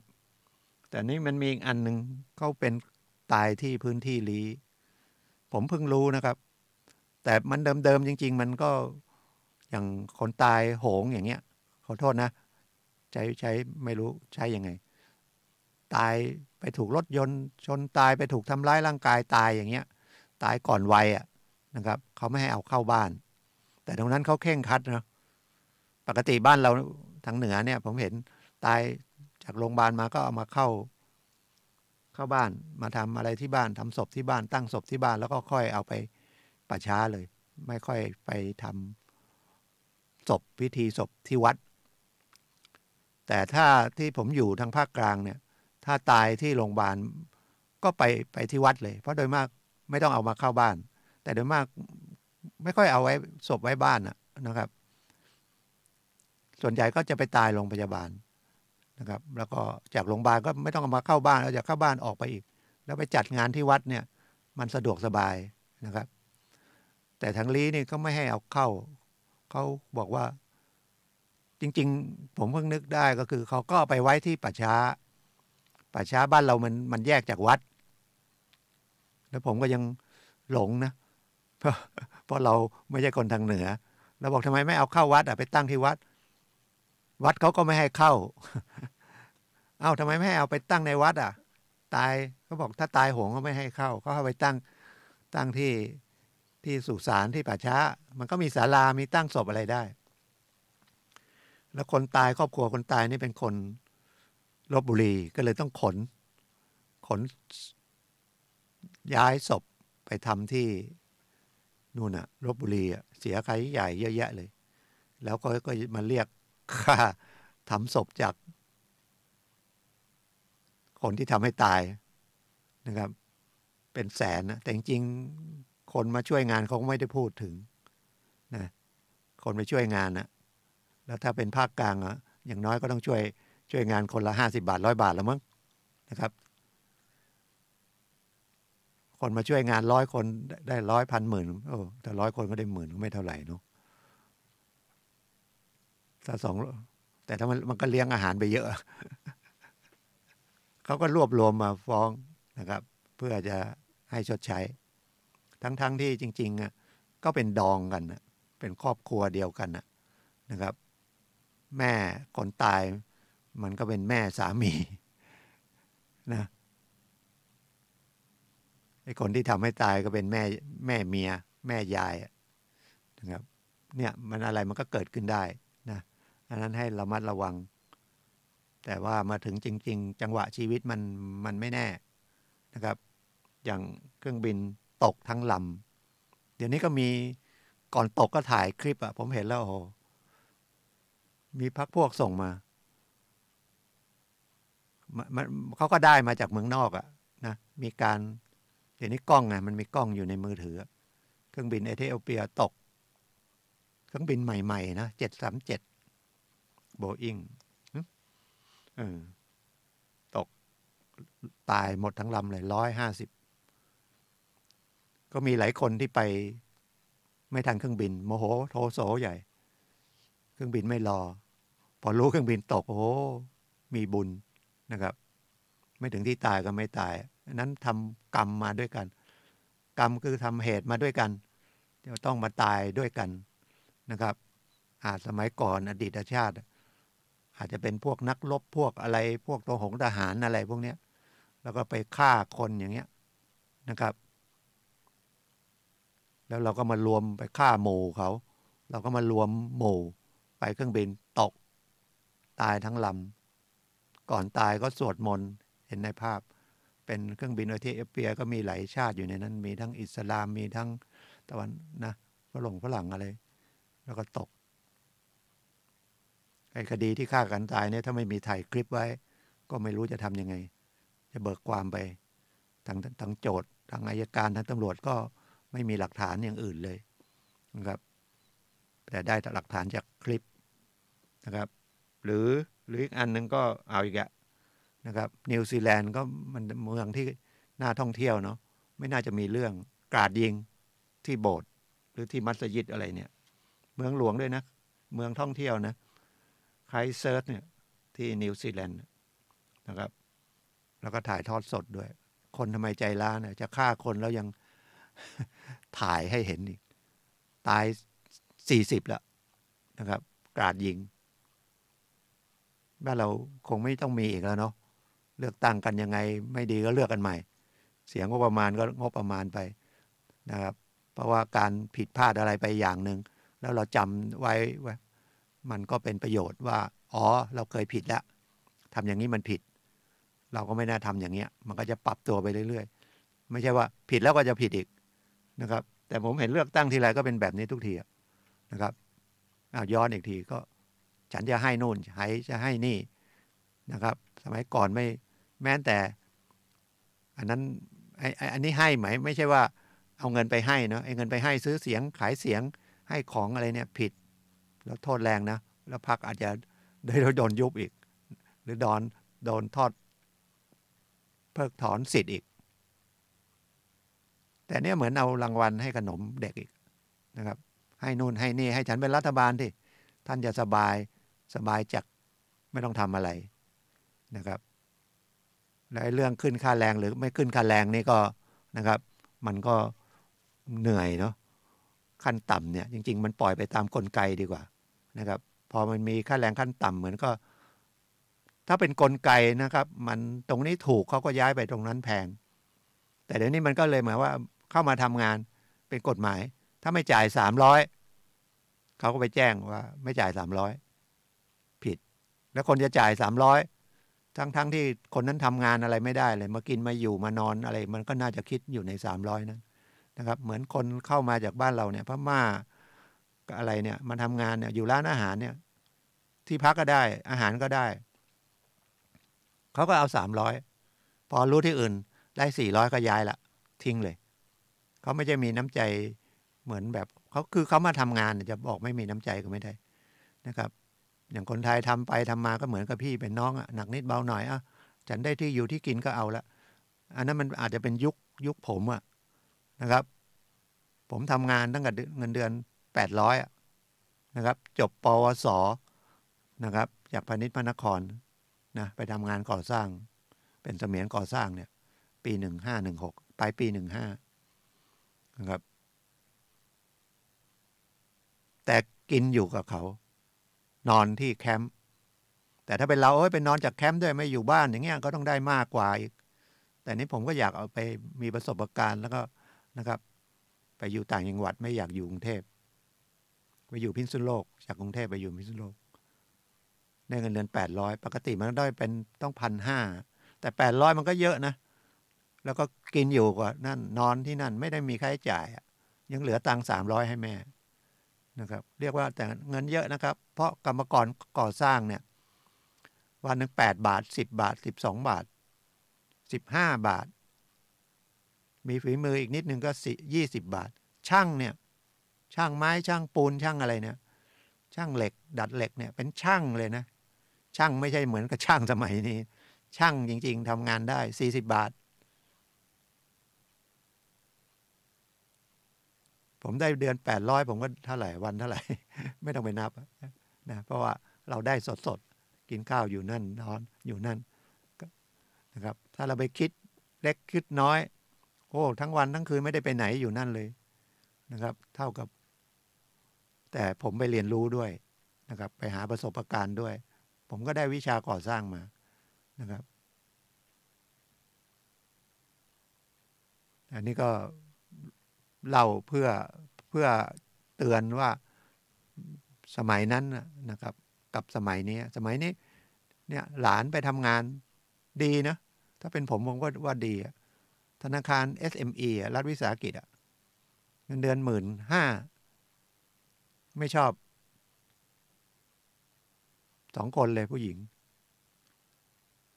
ผมมาทำงานธกส. 2523 ปลายปีได้เงิน 2,380 บาทเงินเดือนซึ่งก่อนมาทำเนี่ยนะครับอยู่ทำงานได้มีรายได้ประมาณเดือนละ 5,000 แต่คิดว่าเป็นรัฐวิสาหกิจมั่นคงกว่าอยู่กับเอกชนได้ 5,000 นะมานี้ 2,380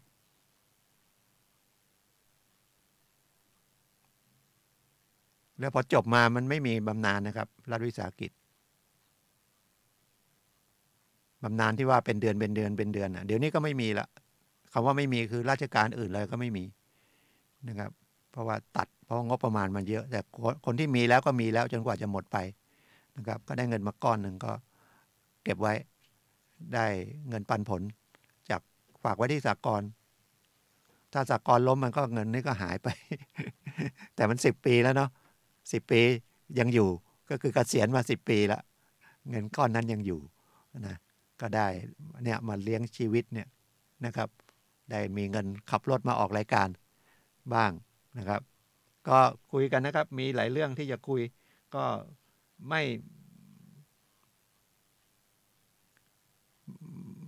ม่ทบทวนนะเพราะว่าเดี๋ยวก็มาพูดซ้ำไปซ้ำมาอีกก็ขอว่าคนเราเนี่ยสติสำคัญนะครับ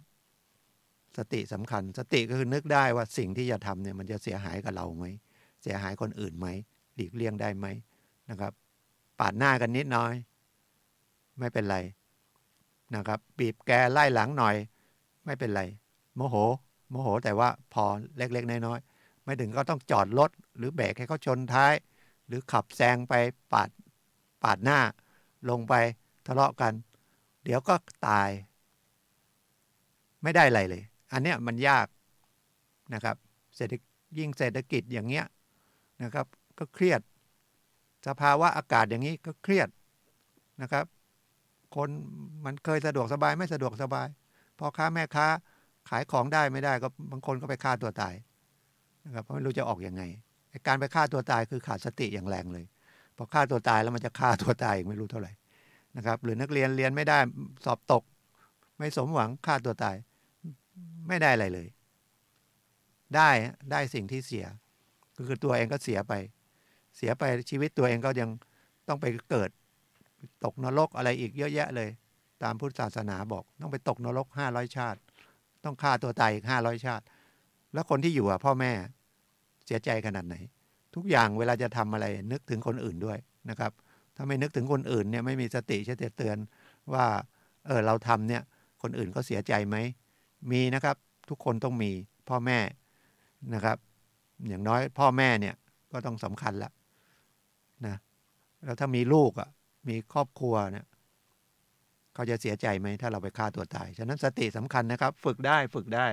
นะครับที่เรียกว่าไปทำสมาธินั่นก็คือเพื่อสร้างสติพรุ่งนี้นะครับวันที่17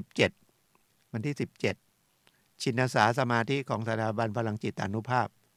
นะครับวันเดียวไม่ต้องเสียสตังค์นะครับไม่เสียค่าใช้จ่ายแต่งตัวตามสบายสุภาพเรียบร้อยพอเดินจงกรมได้นั่งสมาธิได้นะครับไม่ต้องใส่ชุดขาวก็ได้หรือถ้าใครสะดวกมีชุดขาวก็ไม่ว่ากันนะครับสาขา24บ้านศรีสุกรีกับสาขา154วัดป่าดาราพิรมย์นะครับวันอาทิตย์พรุ่งนี้ก็เรียนทั้งทฤษฎีก็คือมีการบรรยายและปฏิบัติก็คือเดินจงกรมนั่งสมาธิง่ายๆนะครับแล้วก็ทำให้จิตใจเราเข้มแข็งขึ้นก็คือมีพระอาจารย์หลวงพ่อวิริยังผู้ก่อตั้งก็บอกว่าพลังจิตนะครับคือกำลังใจคนเรานะครับคนที่อยู่ได้ยุคนี้กำลังใจต้องเยอะนะครับโดยเฉพาะเลือกตั้งวันที่24เนี่ยนะครับ ยังตัดสินใจไม่ได้จะเลือกใครนะครับแล้วเลือกไปแล้วไม่รู้จะมีเลือกตั้งอีกเมื่อไหร่คำว่าเมื่อไหร่มันอาจจะมีอีกเร็วๆก็ได้นะครับหรือมันจะมีไม่น่าจะมีเรื่องที่จะต้องทะเลาะเบาะแวงแล้วเนาะเพราะว่าเราก็ห่างกันมาแล้วก็เสียหายกันมาเยอะละเผาบ้านเผาเมืองอะไรเนี่ยอย่าให้มันมีเลยทะเลาะกันเอาอย่างสมัยโบราณเนาะมาตีกันมาต่อยกันพอนะครับแต่มันไม่สมควรนะมันเป็นยุคที่เทคโนโลยีขึ้นจะไป0จุดไม่ใช่เป็น 4.0 มันจะไป 5.0 แล้วนะครับมันก็ต้องพัฒนาไปนะครับก็สาขา24ก็บ้านศรีสุกรีก็ตรงแม่เหี่ยนี่นะครับเข้าตรงกาดวลุนก่อนแยกบิ๊กซีถ้าไปจากตัวเมืองที่แม่ริมก็วัดป่าดาราพิรมย์ก็เลยอำเภอไปหน่อยก็เลี้ยวเข้าไปวัดป่าดาราพิรมย์ก็ไปเที่ยวด้วยไปอะไรด้วยมีสถานที่สบายนะครับห้องแอร์อย่างดีมีของว่างด้วยถ้ายังไงเรื่องกฎหมายหรือเรื่องสถาบันพลังจิตานุภาพก็นะครับติดขัดไปไม่ถูกหรือมีปัญหาเรื่องกฎหมายนะก็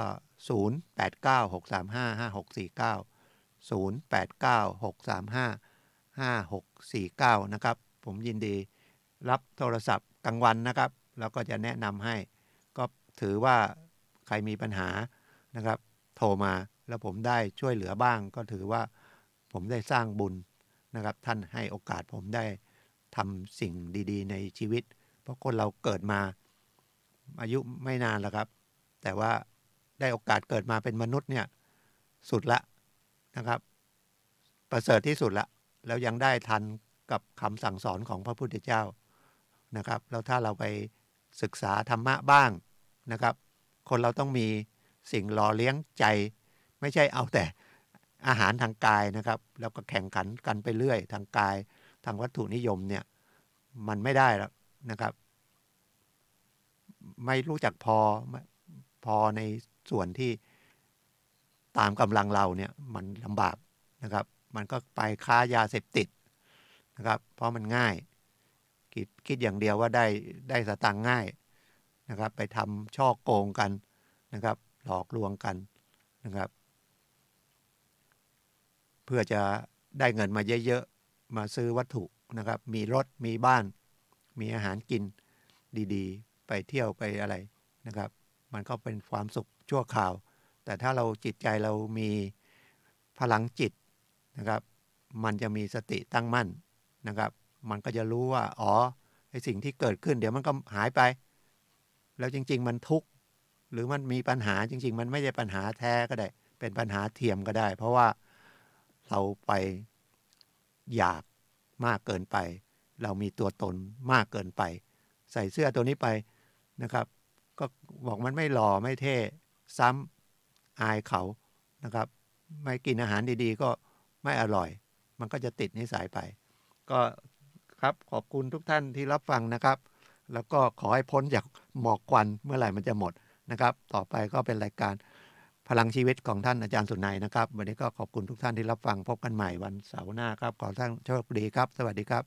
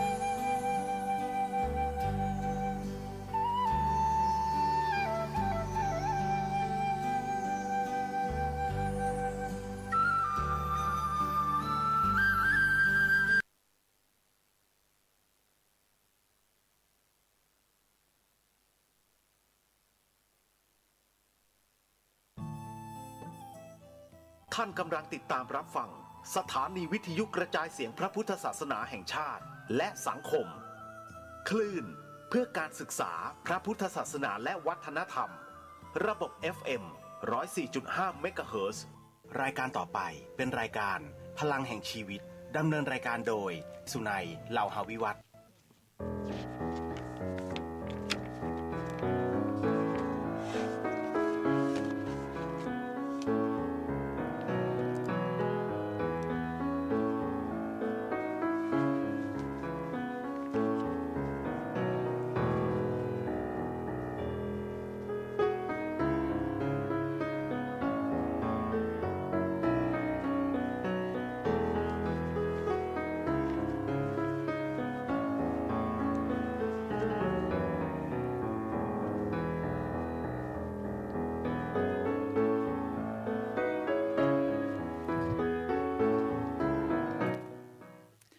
ลุกขึ้นมาฉายแสงเถิดชีวิตเป็นเช่นเจ้าสร้างขอต้อนรับเข้าสู่รายการพลังแห่งชีวิตรายการเพื่อการสร้างแรงบันดาลใจโดยผมสุนัย เหล่าหาวิวัฒน์ผู้ดำเนินรายการครับมาพบกับท่านผู้ฟังทุกวันเสาร์เวลา 11 โมงถึงเที่ยงทางสถานีวิทยุเพื่อการศึกษาพระพุทธศาสนาและวัฒนธรรมคลื่น FM 104.5 เมกะเฮิรตซ์ออกอากาศณวัดฝายหินจังหวัดเชียงใหม่สำหรับท่านผู้ชมที่ชมผ่านทางโทรทัศน์ออนไลน์นะครับท่านสามารถรับชมได้ทางเว็บไซต์ YouTube หรือ Facebook ก็ได้เป็นไลฟ์สดนะครับพิมพ์คำว่าวัดฝายหินหรือเข้าไปที่เว็บไซต์ของสถาบันพลังแห่งชีวิตเชียงใหม่ครับจะมีลิงก์อยู่ขวามือบนท่านผู้ฟังครับรายการของเราเป็นรายการสดในช่วง15นาทีสุดท้ายก่อนหมดรายการท่านผู้ฟังสามารถโทรศัพท์เข้ามาซักถามได้ที่หมายเลขโทรศัพท์085-708-8122ท่านผู้ฟังครับเมื่อสักครู่เป็นรายการของทนายความสุรชัยทนายความเพื่อชาวบ้านนะครับซึ่งท่านก็เป็นอาจารย์สอนนั่งวิปัสสนาด้วยสถานีของเรามีรายการดีๆนำเสมอท่านตลอด24ชั่วโมง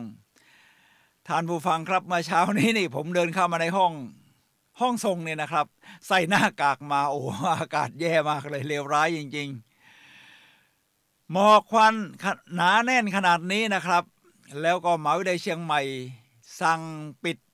การเรียนการสอน2วันเมื่อวันพฤหัสกับวันศุกร์ที่ผ่านมาแล้ววันนี้ผมว่า2วันนี้นะเป็นวันที่เลวร้ายวันนี้เลวร้ายมากๆวันนี้เป็นวันเสาร์นะครับท่านผู้ฟังครับสุขภาพถ้าจะแย่แล้วก็พวกเราช่วยกันป้องกันตัวเองนะครับตอนนี้ใส่หน้ากากใส่อะไรที่ช่วยกรองฝุ่น 2.5 นี่อันตรายมากๆจากนี่เป็นรายงานจากคณะแพทยศาสตร์มหาวิทยาลัยเชียงใหม่ครับผมก็ยังสงสัยอยู่ว่าปีที่แล้วหรือปีก่อนนู้นมีการรณรงค์มีการประชุมหรือเพื่อรณรงค์ให้ไม่เผารู้สึกมันอากาศมันสะอาดกว่าปีนี้มากเลยปีนี้ไม่รู้มันเกิดอะไรขึ้นมาผมก็ไม่แน่ใจว่าผู้ดูแลนี่คือห่วงใยประชาชนขนาดไหนนะครับเอาละครับเป็นการที่ว่าผมว่าพวกเราช่วยกันนะครับตอนนี้ช่วยตัวเองก่อนช่วยกันรณรงค์ช่วยกันพูดว่า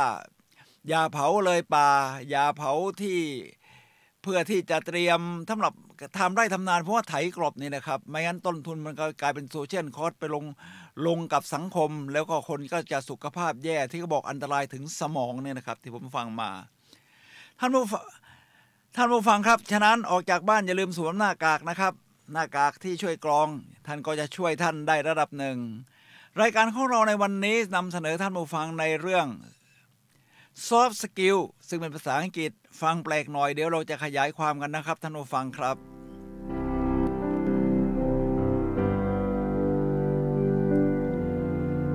ท่านผู้ฟังครับเราเข้าสู่เนื้อหาของรายการพลังแห่งชีวิตครับเมื่อทักสุคู่นี้ก็เป็นการพูดเรื่องที่ให้ท่านช่วยกันรักษาระวังสุขภาพของตัวเองซึ่งแน่นอนว่ามันเป็นทักษะเป็นสกิลในการที่จะดูแลตัวเองด้วยเนี่ยนะครับพอพูดถึงสกิลหรือทักษะมันก็จะมีทักษะอยู่หลายๆแบบครับที่เราเรียกว่า hard skill soft skill รวมทั้ง meta skill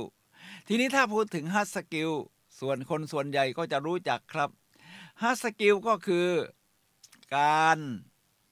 เรียนรู้เรื่องทำมาหากินเช่นการออกแบบเป็นวิศวกรรวมทั้งแม้กระทั่งจิตรกรเป็นเรื่องของการทำมาหากินครับทีนี้ถ้าพูดถึงเมตาสกิลล่ะ ก็เป็นเรื่องของการวิเคราะห์ดำเนินชีวิตส่วนวันนี้เราจะพูดกันในเรื่อง soft skill เป็นเรื่องของจิตใจความรู้สึกอารมณ์เป็นหลักและในแนวทางการฝึกอบรมของเราในปัจจุบันนี้นะครับก็เป็นเรื่องของ soft skill ครับเพื่อที่จะให้เริ่มทุกอย่างจากข้างในที่เรียกว่าภายในกำหนดภายนอกถ้าเป็นศาสนาพุทธของเราก็บอกว่าใจเป็นใหญ่ใจเป็นประธานทุกอย่างสำเร็จได้ด้วยใจหรือใจเป็นนายกลายเป็นบ่าวนั่นเองครับท่านผู้ฟังครับทีนี้เมื่อเราพูดถึง soft skill ก็จะมีหัวข้อต่างๆมากมายผมก็เลยนำมาจากความรู้นะครับที่มาจากเว็บไซต์ที่ชื่อว่า joyinteaching.com นี่เขาก็จะเรียงตามตัวอักษรมีตั้งแต่ A B C ไปเรื่อยและเป็นคำภาษาอังกฤษแล้วผมก็จะมาขยายความให้ท่านผู้ฟังได้ฟังนะครับว่าหัวข้อนั้นแต่ละหัวข้อเป็นอย่างไรแล้วเทียบกับการใช้ชีวิตของพวก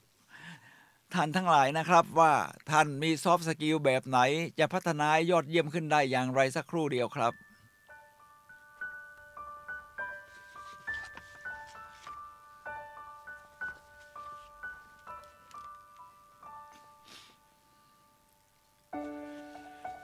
ท่านผู้ฟังครับมาเรื่องเขาเรียงตามลำดับแบบที่ว่านี้ก็คือมีตั้งแต่ A B C ไปเรื่อยนี่นะครับมาที่ตัว A ก่อนครับท่านผู้ฟังครับ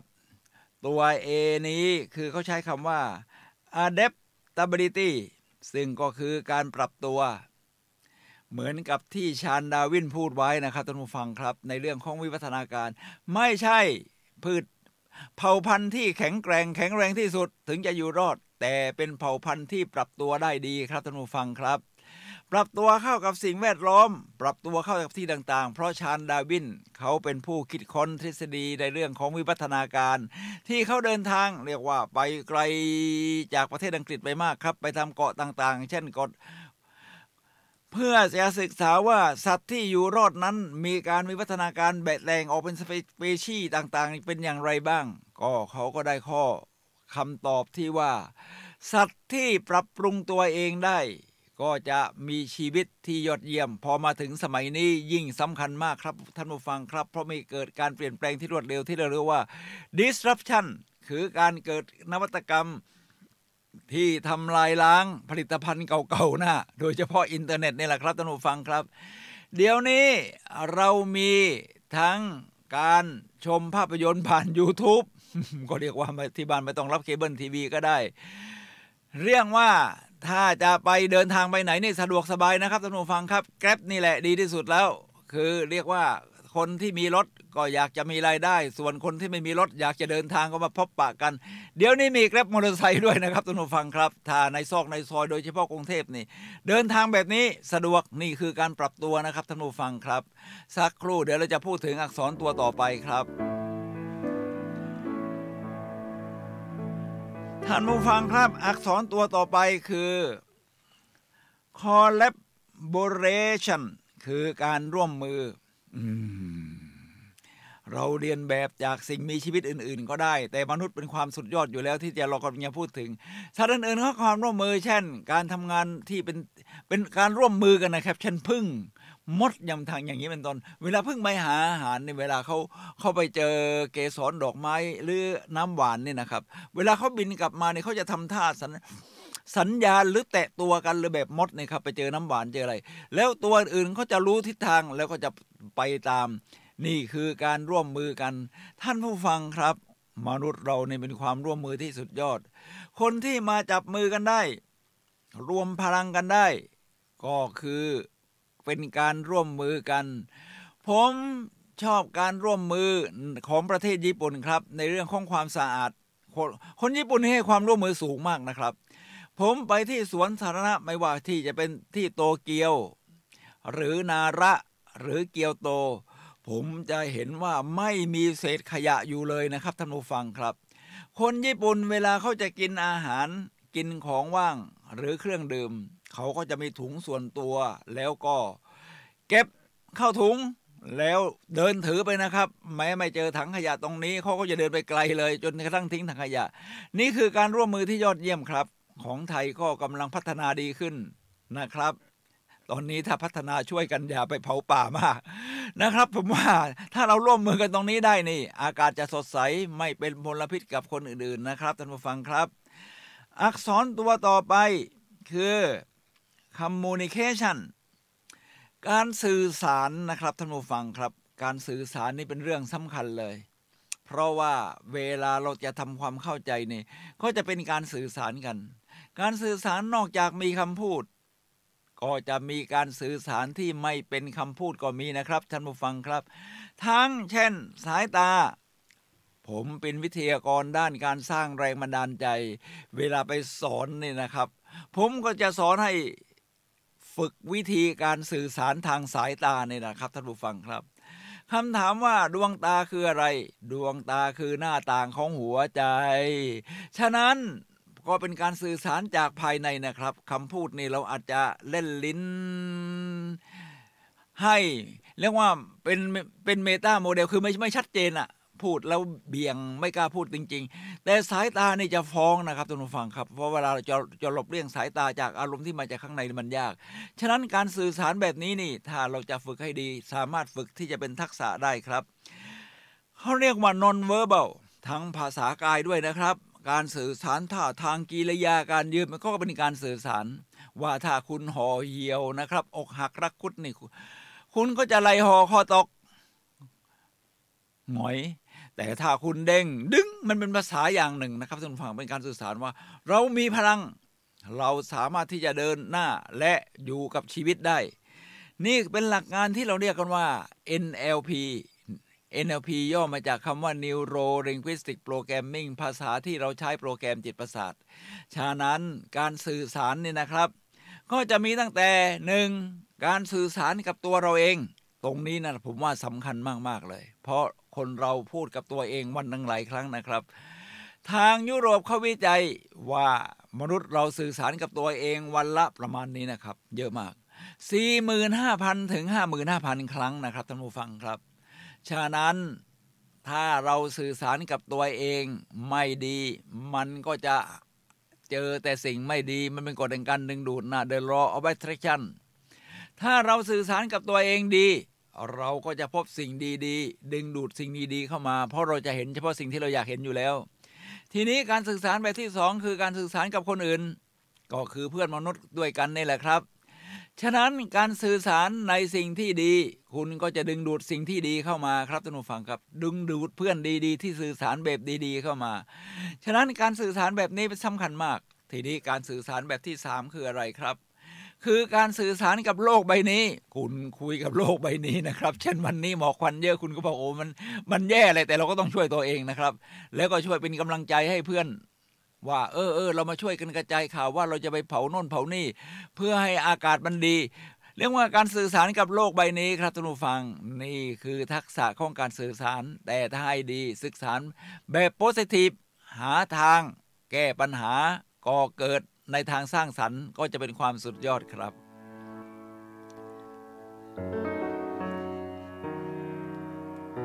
ท่านผู้ฟังครับตัว C ตัวต่อไปก็คือ conflict resolution คือแก้ปัญหาความขัดแย้งแน่นอนครับเมื่อเรามีการติดต่อสื่อสารสังคมกันมีทั้งดีเข้าใส่กันหรือกลางๆหรือชื่นชอบชื่นชมรวมทั้งมีความขัดแย้งด้วยคือทำไมไม่เป็นไปตามใจฉันทำไมไม่เป็นอย่างนั้นฉันคิดแบบนี้ทำไมออกมาเป็นแบบนี้ก็เกิดความขัดแย้งขึ้นแบบนี้ครับทีนี้การแก้ความขัดแย้งนี่มันต้องเริ่มจากข้างในเราเนี่ยนะครับท่านผู้ฟังครับเพราะใน NLP บอกว่าความสัมพันธ์ขึ้นอยู่กับคนคนเดียวก็คือเราครับฉะนั้นเวลาการแก้ปัญหาเราต้องแก้ปัญหาที่ตัวของเราเองก่อน1ปรับตัวปรับทัศนคติเปิดใจกว้างใช้ The Pygmalion Effect ที่เราเรียกว่าทฤษฎีของความคาดหวังเมื่อเตรียมตัวเตรียมใจได้แบบนี้เราก็จะเข้าไปดูปัญหาเราก็จะไม่โฟกัสแต่ปัญหาเราจะหาวิธีแก้ปัญหาซึ่งเป็นการคอนฟลิกต์ซึ่งจะใช้สื่อต่างๆที่เราพูดถึงที่เป็นซอฟต์สกิลแรกๆเช่น Communication การสื่อสาร ทำนองนี้เป็นต้นครับรวมทั้งความร่วมมือนี่คือ conflict resolution การแก้ปัญหาความขัดแย้งครับท่านผู้ฟังครับมาถึงตัว C สุดท้ายซึ่งในเป็นเรื่องของ soft skill ก็คือ creative thinking ความคิดสร้างสรรค์ฉะนั้นนวัตกรรมต่างๆที่เราใช้อยู่บนโลกใบนี้ในปัจจุบันนี้นะครับโดยเฉพาะอินเทอร์เน็ตนี่แหละรวมทั้งคอมพิวเตอร์การสื่อสารไม่ว่าจะเป็นทั้งทาง LINE Facebook YouTube รวมส่วนทั้งหมดนี้เกิดจากนวัตกรรมหรือความคิดสร้างสรรค์หรือ creative thinking ทั้งสิ้นคือเขาจะคิดนอกกรอบนะครับท่านผู้ฟังครับของเดิมมีเราก็ระลึกถึงบุญคุณที่เป็นตัวปูพื้นฐานให้แล้วพวกนี้ก็จะคิดนอกกรอบขึ้นมาบิลเกตคิดระบบซอฟต์แวร์ Microsoft ระบบปฏิบัติการ Microsoft Office ทำให้เราสื่อสารกันทางเอกสารได้ง่ายผ่านคอมพิวเตอร์คนที่คิดระบบอินเทอร์เน็ตขึ้นมาทำให้การสื่อสารกันทั่วโลกเป็นไปได้ฉะนั้นเมื่อมีความคิดสร้างสรรค์แบบนี้ออกมาโลกมันก็สะดวกสบายขึ้นเดี๋ยวนี้โทรศัพท์นะครับอย่างครอบครัวผมจะโทรศัพท์คุยกับพี่สาวที่บ้านนี่นะครับทางเขาอยู่อเมริกาไม่ต้องเสียค่าทางไกลสมัยก่อนนะโอ้โหโทรกันครั้งนึงเป็นร้อยนะครับร้อยบาทอ่ะเดี๋ยวนี้โทรกันทางไลน์ฟรีค่าใช้จ่ายมันก็ถูกลงเราก็จะเอาเงินที่เหลือนี่แหละมาสร้างสรรค์อย่างอื่นให้มันมากขึ้นได้อีกผมว่านี่คือความยอดเยี่ยมของความคิดสร้างสรรค์ครับท่านผู้ฟังครับรวมทั้งระบบต่างๆที่มันเกิดขึ้นในโลกตอนนี้ล้วนมาจากความคิดสร้างสรรค์ทั้งสิ้นครับท่านผู้ฟังครับนี่คือความยอดเยี่ยมของความคิดสร้างสรรค์เรียกว่าคิดนอกกรอบมันมีคำพูดประเภทที่เราใช้ในการฝึกอบรมว่าถ้าท่านอยู่ในกรอบท่านจะไม่เห็นรูปภาพคือเขาอยู่ข้างในนั่นแหละท่านต้องออกมาข้างนอกแล้วมองเข้าไปที่นั่นที่รูปภาพนะครับคือออกมานอกกรอบซะก่อนแล้วท่านจะเห็นภาพรวมเห็นรูปภาพประมาณนั้นนะครับเหมือนถ้าท่านจะมีความคิดสร้างสรรค์นี่ท่านต้องเดินทางนะในความเป็นผมท่านต้องเดินทางออกไปที่แปลกๆใหม่ๆที่ไม่คุ้นเคยอ่ะแล้วท่านจะดูโอ้ตรงนี้มันไม่เหมือนบ้านเราตรงนั้นเป็นอย่างนี้เดี๋ยวนี้ค่าเครื่องบินเรียกว่าเครื่องบินประหยัดก็ถูกมากๆเดินทางไปผมดูแล้วเวลาซื้อแพ็กเกจนี่อย่างเดินทางไปต่างประเทศอย่างฮ่องกงแล้วเนี่ยนะครับไม่ถึง10,000 บาทก็เที่ยวได้มีห้องให้นอนฟรีมีอาหารเช้าให้กินท่านไปแล้วก็ท่านก็ดูมันไม่เหมือนบ้านเราตรงนี้เมื่อท่านออกมานอกกรอบท่านก็มองกลับมาที่บ้านเราอยู่อีกทีนึงมันเป็นอย่างนี้นะฮ่องกงแตกต่างจากบ้านเราตรงนี้ญี่ปุ่นต่างกับบ้านเราตรงนี้เกาหลีต่างกับบ้านเราอย่างนี้มันก็จะก่อเกิดให้เกิดความคิดสร้างสรรค์ครับท่านผู้ฟังครับนี่แหละครับที่เหมือนเขาพูดว่าชีวิตคือการเดินทางไม่ใช่จุดหมายปลายทางการคิดนอกกรอบแบบนี้แหละครับท่านผู้ฟังครับเรียกว่าความคิดสร้างสรรค์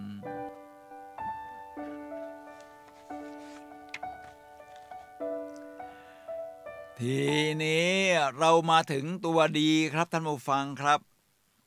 decision making คือการตัดสินใจการเลือกว่าจะเอาสิ่งนี้ไม่เอาสิ่งนี้ก็คือการตัดสินใจนี่แหละครับท่านผู้ฟังครับชีวิตคือผลลัพธ์ของการเลือกรวมทั้งเลือกที่จะไม่เลือกเพราะบางคนบอกว่าเวลาผมไปเป็นพิธีกรฝึกอบรมบางคนว่าก็หนูไม่ได้เลือกนี่ครับมันเป็นอย่างนี้เองก็หนูก็เลือกไงเลือกที่จะไม่เลือกเพราะเขามีสิทธิ์ให้เลือกแล้วหนูไม่เลือกเองติดอยู่กับคอมฟอร์ตโซนในเขตของความสบายท่านผู้ฟังครับชีวิตของเราคือผลลัพธ์ของการเลือกตัดสินใจแต่ละครั้งที่สะสมกันมาตลอดชีวิตเนี่ยแหละครับท่านผู้ฟังครับนี่คือความยอดเยี่ยมของมนุษย์ในการที่ว่าเราจะเลือกสิ่งใดๆเข้ามาประกอบชีวิตของเราครับตอนนี้ผมกำลังหัดจัดเก็บตู้เสื้อผ้าของตัวเองซึ่งผมได้พูดถึงเมื่อวันเสาร์ที่ผ่านมาในเรื่องของการจัดบ้านเนี่ยนะครับของนักเขียนชาวญี่ปุ่นหญิงสาวก็เลยจัดตู้เมื่อวานนี้แค่เอาเสื้อผ้าแขนสั้นนะครับเพราะตอนนี้กำลังจะเปลี่ยนจากฤดูหนาวเป็นฤดูร้อนเนี่ยก็พยายามเอาเสื้อแขนสั้นที่กองรวมไว้บนลังนี่เอามาดูว่าเดี๋ยวจะเตรียมใส่เสื้อแขนสั้นเอาแขนยาวไปเก็บท่านผู้ฟังครับพอทิ้งไปหลายเดือนนี่นะครับ 3-4 เดือนที่เป็นฤดูหนาวเนี่ยพอเอาเสื้อแขนสั้นออกมามันมีหลายตัวเลยครับที่ดูแล้วตอนนั้นเราใส่อยู่ได้ยังไงมันเก่าซอมซ่อสีซีดแล้วบางทีก็ยังลุ่ยอยู่แถวปลายแขนอีกต่างหากท่านผู้ฟังครับชีวิตคือผลลัพธ์ของการเลือกผมก็เลยเลือกเสื้อตัวที่ไม่ได้ทำให้ผมมีความสุขอีกแล้วออกมาเป็นกองพะเนินเรียกว่าใส่ ถุงขยะสีดำได้สักถุงประมาณนั้นแหละครับท่านผู้ฟังครับมันเยอะขนาดนั้นเพราะว่าถ้าผมเอาทั้งหมดที่ว่านี้นะครับมาใส่ตู้เสื้อผ้าโอ้มันก็แน่นไปหมดครับตู้เสื้อผ้ามันก็ใหญ่พอสมควรแหละแต่มันแน่นไปหมดไม่สามารถที่จะใส่ตู้เสื้อผ้าใหม่ๆเข้าไปเสื้อเก่าๆที่เราไม่ได้ใส่มาแล้ว1 ปี2 ปียังมีเลยครับฉะนั้นมันก็จะเต็มตู้ไปหมดผมก็เลยตัดสินใจเลือกครับตัดสินใจครับเอาไปทิ้งในตัวที่เสื้อตัวที่ไม่ทำให้เรามีความสุขแล้วนี่เป็นตัวอย่างนะครับแค่การเลือกเสื้อผ้าที่ไม่ใส่แล้วกับเลือกเสื้อผ้าเก็บไว้เฉพาะเสื้อที่ทำให้เรามีความสุขชีวิตของเรานี่คือผลลัพธ์ของการเลือกแบบนี้ครับท่านผู้ฟังครับรวมทั้งเลือกแม้กระทั่งเดี๋ยวนี้เราสื่อสารกันทางอินเทอร์เน็ตเยอะการเข้ากลุ่มดีๆผมกำลังหัดเป็นนักวิ่งผมฝึกวิ่งมาได้2 เดือนเศษๆนี่นะครับก็ร่วมแข่งมา 2-3 รายการแล้วล่ะก็ทำให้รู้จักคนที่เขาวิ่งเก่งๆมีความอดทนมานะสูงก็เลยเลือกเข้าไปในกลุ่มเพื่อนเรียกว่ากลุ่มชื่อว่ากลุ่มวิ่งไหนดีพูดจาภาษานักวิ่งประมาณนั้นนะครับโอ้กลุ่มนี้ยอดเยี่ยมมากครับอยากเป็นคนแบบไหนก็คบคนแบบนั้นพอเข้าไปในกลุ่มนี้นะครับซึ่งเป็นกลุ่มที่เราเลือกแล้วไงพอเราอยากเป็นนักวิ่งดูที่คนที่เขาเก่งๆเขาทำยังไงกันบ้างจะได้เรียนแบบมีคนโพสทั้งโอ้หนูวิ่งเก่งหนูบางคนก็หนูวิ่งไม่เก่งจะต้องพัฒนายังไงรองเท้านี้ใส่แล้วไม่ดีเลยฮาร์ทเรทหัวใจในโอ้เต้นโซนสูงมากเลยคือโซน5คือโซน5ก็เป็นโซนสูงสุดของอัตราการเต้นของหัวใจต่อนาทีรวมทั้งเต้นวิ่งโซน2โอ้มันช้าไปหน่อยท่านผู้ฟังครับในกลุ่มนี้เมื่อผมตัดสินใจเลือกเข้าไปไม่ผิดหวังครับทำให้ผมรู้เทคนิคในการวิ่งได้กำลังใจจากคนอื่นๆเราก็โต้ตอบกับเขาบ้างเลือกที่จะโต้ตอบว่าเพจนี้เขาแชร์มารู้สึกดีเราก็เลือกแบบนั้นนี่เป็นแค่2 ตัวอย่างครับท่านผู้ฟังครับชีวิตคือผลลัพธ์ของการเลือกเรียกว่า decision making เลือกโดยการตัดสินใจแบบนี้ครับท่านผู้ฟังครับมาถึงตัวดีถัดไปก็คือ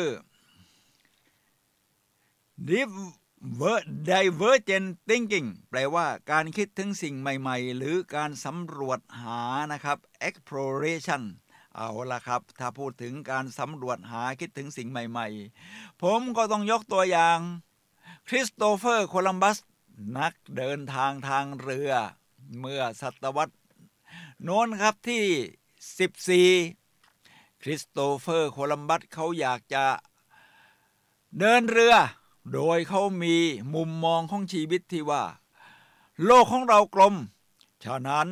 ข้าพเจ้าจะเดินทางจากประเทศสเปนแต่ที่จริงคริสโตเฟอร์โคลัมบัสนี่เขาเป็นชาวเจนัวประเทศอิตาลีนะแต่เขาเป็นเรียกว่านักเดินทางไงก็เดินแสวงหานายทุน ที่จะออกเรือให้เขาและพร้อมทั้งลูกเรือค่าใช้จ่ายจะเดินทางเพราะว่าเขามีความเชื่อว่าโลกเรากลมเขาจะเดินทางไปอินเดียทางทิศตะวันตกปกติมันต้องอ้อมแหลมกูดโฮปใช่ไหมครับของแอฟริกาใต้ออกมาทางตะวันออกถึงจะถึงอินเดียแต่เขาบอกว่าโลกเรากลมครับฉะนั้นผมจะค้นพบสิ่งใหม่ๆสำรวจโดยเดินทางข้ามมหาสมุทรแอตแลนติกไปทางทิศตะวันตกแล้วมั่นใจว่าจะถึงประเทศอินเดียเหมือนกันแล้วเขาก็พาเรือ3 ลำนี่แหละครับท่านผู้ฟังครับเดินทางไปทางทิศตะวันตกก็พบเกาะแล้วก็เรียกว่าเกาะอินดิสอะไรทำนองนี้นะครับก็คือตั้งให้มันเป็นอินเดียไปเลยแต่จริงๆแล้วก็เป็นเกาะของทางฝั่งของทวีปอเมริกาแต่ส่วนที่ดีในการที่จะออกไปสำรวจแบบนี้คือเราค้นพบทวีปอเมริกาขึ้นมาได้โดยคริสโตเฟอร์โคลัมบัสและมีนักเดินทางที่ตามมาอีกลำดับเพื่อไปค้นพบนี่อเมริโกวิสพุชชี่อะไรเนี่ยนะครับอีกมากมายครับเรียกว่าก้าวออกจากคัมฟอร์ตโซนไม่งั้นคริสโตเฟอร์โคลัมบัสก็อยู่สบายๆที่เจนัวอิตาลีหรือว่าอยู่ที่เซวียาของสเปนก็ไม่ต้องไปไหนก็ได้แต่เขากล้าที่จะสำรวจครับท่านผู้ฟังครับเหมือนกับถนนหน้าบ้านท่านนี่แหละถนนหน้าบ้านท่านสามารถนำท่านไปสำรวจทุกที่ทุกทางบนโลกใบนี้โดยเริ่มจากถนนหน้าบ้านท่านนี่แหละครับท่านผู้ฟังครับที่เรียกว่า divergent thinking การคิดถึงสิ่งใหม่ๆหรือการสำรวจหา exploration ครับท่านผู้ฟังครับท่านผู้ฟังครับคราวนี้เรามาที่ตัว E ตัว E นี้เริ่มต้นที่ emotional management คือการจัดการกับอารมณ์มนุษย์นี่เป็นสัตว์ที่มีอารมณ์นะครับ ถ้าผมบอกว่าท่านยืนยันได้ไหมว่ามนุษย์เป็นสัตว์ที่มีเหตุผลตลอดเวลา no ไม่มีครับฉะนั้นเวลาผมฝึกอบรมผมก็จะทำกิจกรรมมือซ้ายมือขวาสมองซีกซ้ายซีกขวาเพราะสมองซีกซ้ายเป็นเรื่องของตรรกะเหตุผลสมองซีกขวาเป็นเรื่องของอารมณ์ความรู้สึกครับมนุษย์ใช้อารมณ์ในการตัดสินใจสูงมากถ้าถามสุภาพสตรีผมขออภัยนะครับเวลาเดินไปห้างสรรพสินค้าเห็นเสื้อผ้าดูพามีนมันหลั่งนะครับโอ้ตื่นตาตื่นใจไปหมดเลยหยิบขึ้นมาสวยผมถามว่าเวลาตัดสินใจซื้อเสื้อหรือกระเป๋านี่ครับท่านใช้เหตุผลหรืออารมณ์ทุกคนต้องยกมืออารมณ์ค่ะอารมณ์ค่ะพอเราได้เสื้อตัวนั้นมาแล้วเพราะอารมณ์แหมดีใจสุดๆเพราะสารดูพามีนในสมองมันหลั่งนี่ตื่นตาตื่นใจกับสิ่งใหม่ๆพอกลับมาบ้านเราค่อยหาเหตุผลว่าฉันซื้อเสื้อตัวนี้เพราะอะไรนี่แหละครับท่านผู้ฟังครับทีนี้ในเรื่องของการจัดการอารมณ์เขาเรียกว่า positive thinking การฝังอารมณ์บวกเป็นสิ่งสำคัญครับส่วนการสลายอารมณ์ลบก็เป็นเทคนิคของการโค้ชของ NLP ถ้าท่านสนใจเดี๋ยวเราจะมาพูดกันในรายการวันนี้วันเสาร์นี้คงไม่ทันต้องเป็นเสาร์อื่นๆเช่น Collab Anchoringคือการสลายอารมณ์ลบนะเป็นกระบวนการของ NLP ทีนี้ผมจะพูดเฉพาะการฝังอารมณ์บวกเพราะผมเป็นวิทยากรด้านการสร้างแรงบันดาลใจการฝังอารมณ์บวกเป็นสิ่งสำคัญครับซึ่งผมทำทุกเช้าอารมณ์บวกที่เราจะฝังก็จะมีคำพูดประเภทนี้ครับมันมีอยู่5อารมณ์บวกของ NLP เราเรียกว่า 1. Happy ฉันมีความสุขฉันรับรู้ถึงความสุขนั้นฉันเพื่อแผ่ความสุขให้คนอื่น 2. ฉันมีความรักฉันรักตัวฉันเองฉันรักครอบครัวฉันรักผู้คนฉันรักโลกใบนี้เราฝังเข้าไปทุกวันยกแขนแบบคาราเต้ฉันเป็นคนกล้าหาญคอเลจนะครับแล้วก็ประเภทนี้โฟกัสฉันมีสมาธิจดจ่อรวมทั้งชี้มาเอานิ้วชี้มาที่ศีรษะของเราเองฉันเป็นคนใฝ่รู้ curious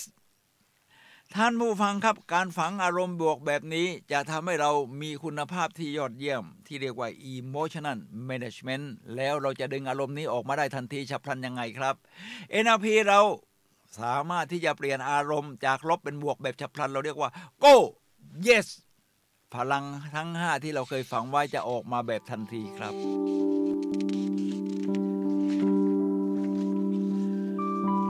ท่านผู้ฟังครับขณะนี้ท่านกำลังรับฟังรายการพลังแห่งชีวิตรายการเพื่อการสร้างแรงบันดาลใจโดยผมสุนัยเลาหาวิวัฒน์ผู้ดำเนินรายการมาพบกับท่านผู้ฟังทุกวันเสาร์เวลา 11 โมงถึงเที่ยงทางคลื่น FM 104.5 เมกะเฮิรตซ์จังหวัดเชียงใหม่หรือชมผ่านทาง YouTube ก็ได้นะครับพิมพ์คำว่าวัดฝายหินหรือ Facebook นี่แหละครับวันนี้เราคุยกันในเรื่อง soft skill สิ่งที่อยู่ในใจเป็นเรื่องของจิตใจอารมณ์ความรู้สึกที่เราใช้ในการพัฒนาคุณภาพชีวิตโดยเรียงลำดับอักษร A ไปถึง Z ทีนี้เรามาถึงตัว E อยู่ครับตัว E ต่อมาคือ empathy การเอาใจใส่ท่านผู้ฟังครับการเอาใจใส่กันนี่เป็นสิ่งสำคัญนะครับท่านผู้ฟังครับถ้าเราเมินเฉยต่อสิ่งอื่นตลอดเวลาในชีวิตเราก็จะเหี่ยวแห้งก็ต้องให้ความสนใจเอาใจใส่วิธีที่ดีที่สุดในการเอาใจใส่โดยเฉพาะคนใกล้ชิดคือการสบตาครับเวลาผมเป็นไปวิทยากรสร้างแรงบันดาลใจเนี่ยนะครับผมก็จะใช้เทคนิคครับนี่ผมเพิ่งไปบรรยายของ